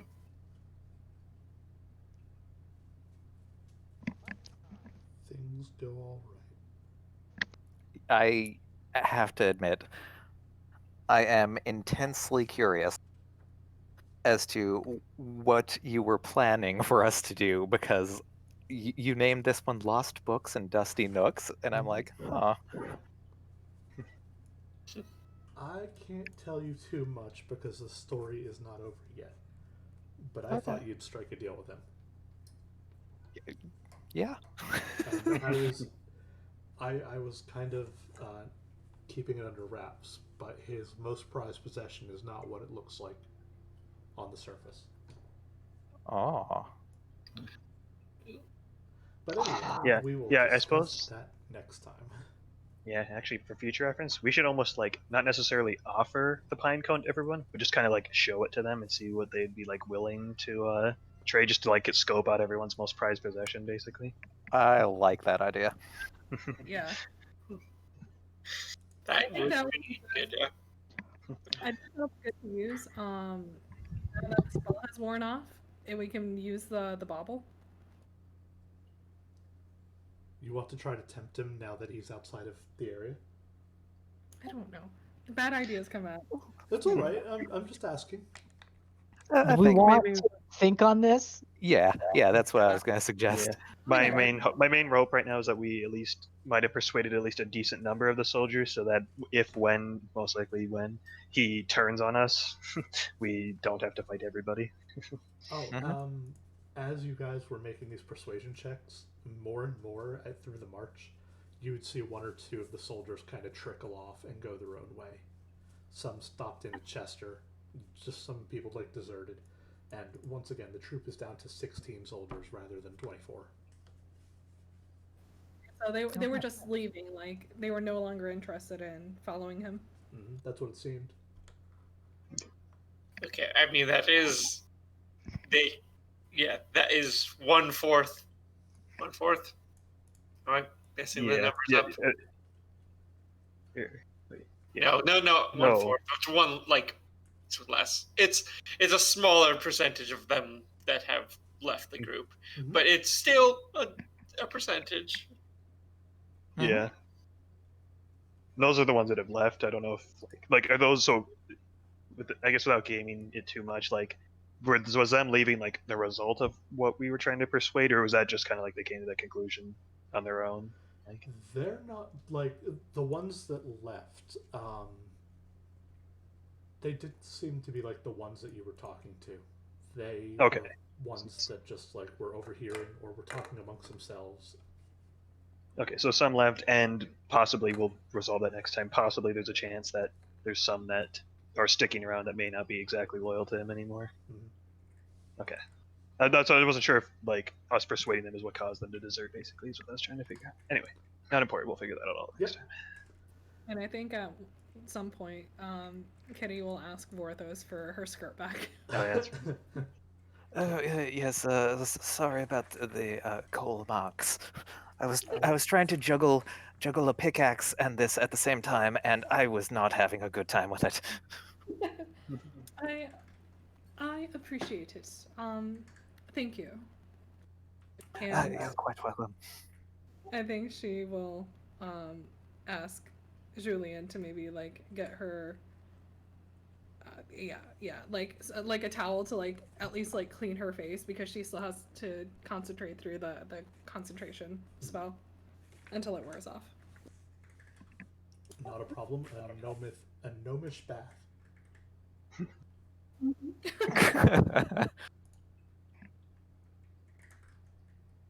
Okay. And that's where we will definitely leave it for the night. I'm surprised you guys aren't just squishing these guys with Rock the Dwayne Johnson personally.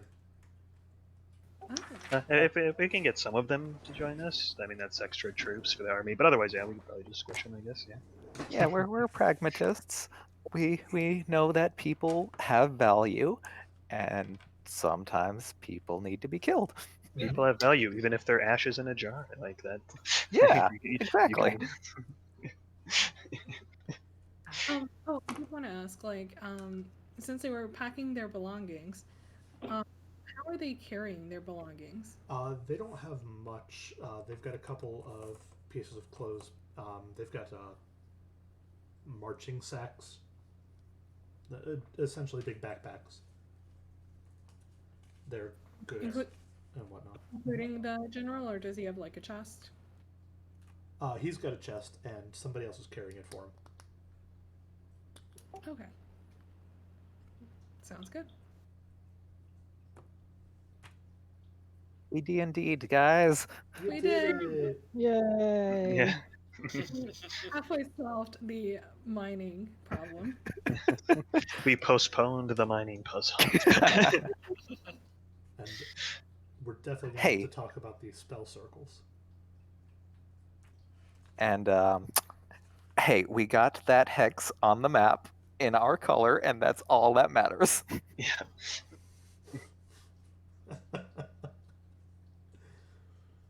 So, did I just completely bork up the sequences or something? First one you did. Oh no. I'm solving for it right now just to make sure because Okay. it's fun. It's like watching a teacher grade. Oh no. Yeah. Well, I'll have to apologies, figure out. because what I also did tried wrong. solving that one as well, and they sent the thing to Phil, so hopefully I didn't mess anything up. That was fun, guys. Not the way I thought it would go, but still very fun. Mm-hmm. Yeah. And Who was it that you thought that we were going to be making a deal with? I thought you were going to make a deal with the halfling. Oh, okay, with him. Gotcha.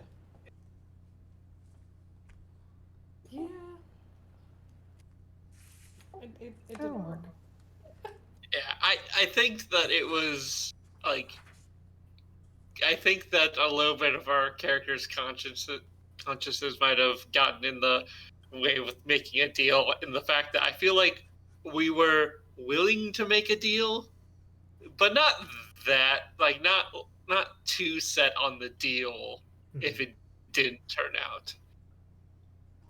I feel that like our characters were more set with like helping out the miners. Yeah. And you should have been. At least Kitty.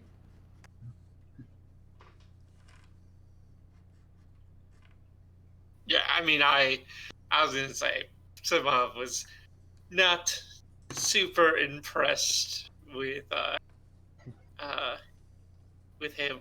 I mean, Simov's all about physical strength, but more about using it to protect than to harm. Yeah.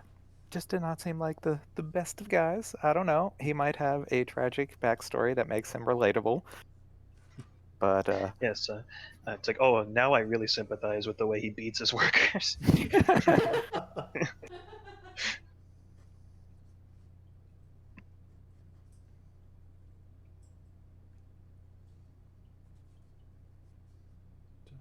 oh, Jamie's hard at work.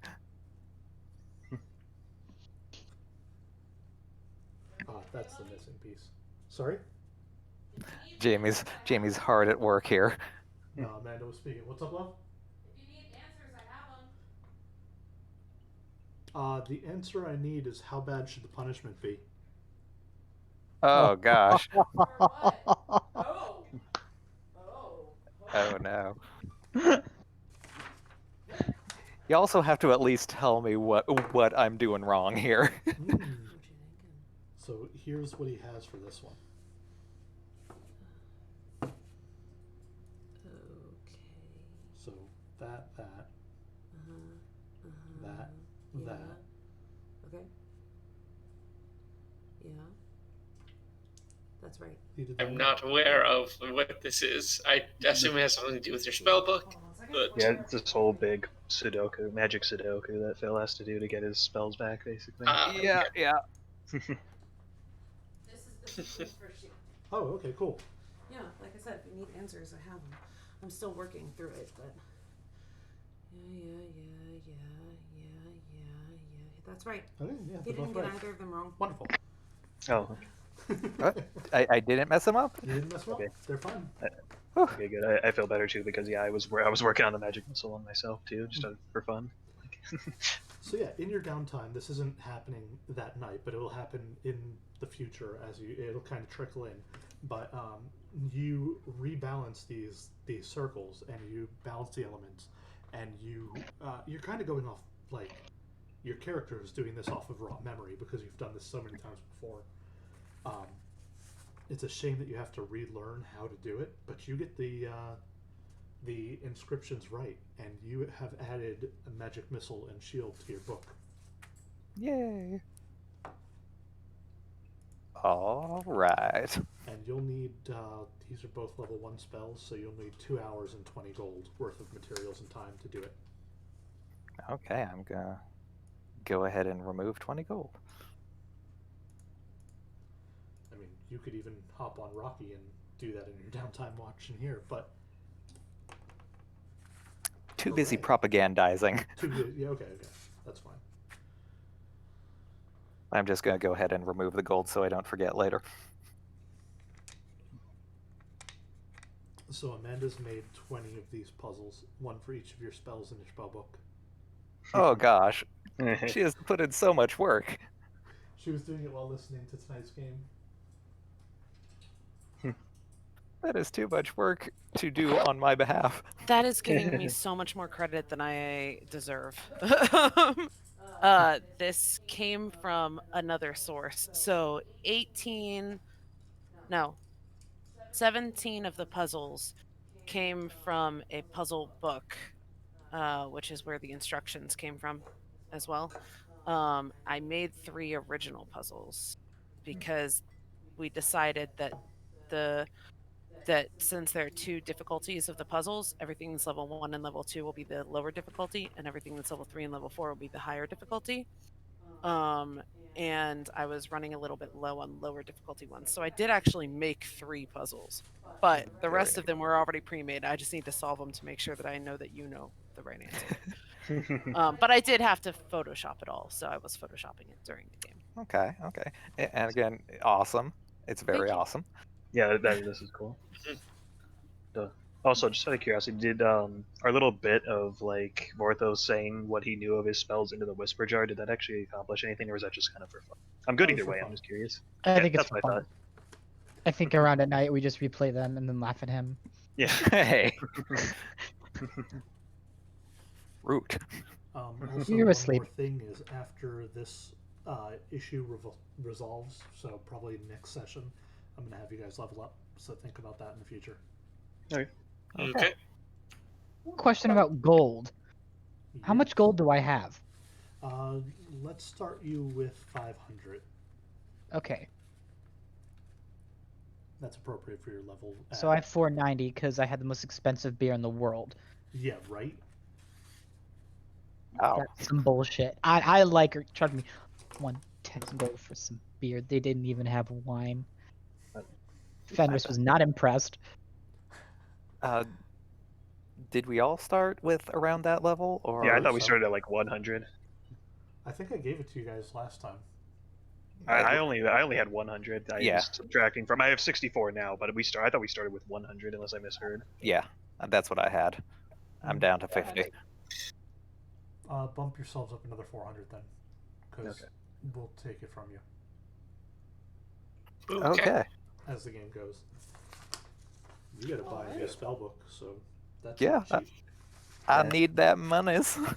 Yeah, I'm down a combination of buying into the game, like the challenge to get ended up with the pine cone, buying the expensive beer, and then a gold for a mop.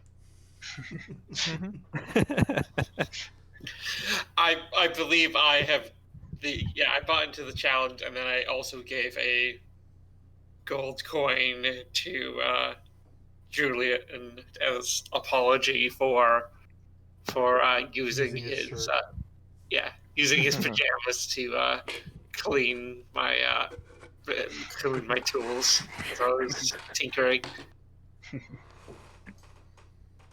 Well, all right. All right, guys.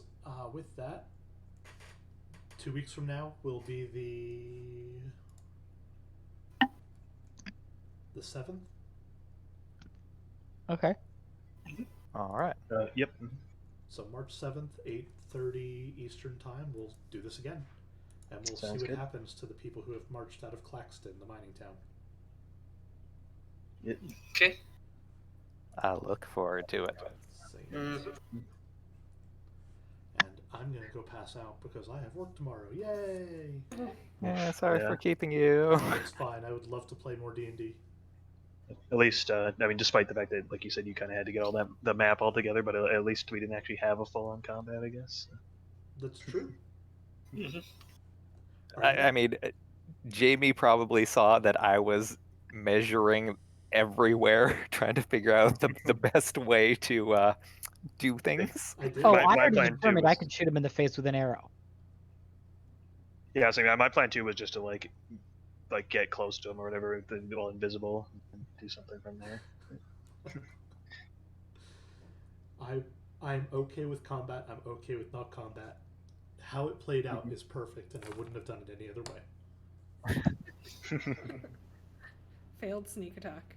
Or not, Yeah. no, failed sneak persuasion. A failed sneak persuasion, then stealth Yeah. in a room with a sleeping halfling that called for guards. It's like, He proposed that they were doing. so he just had a nightmare, but he's back to sleep. It almost would have been better for you to be to kill him and stand over him with a knife. That would have been more definite.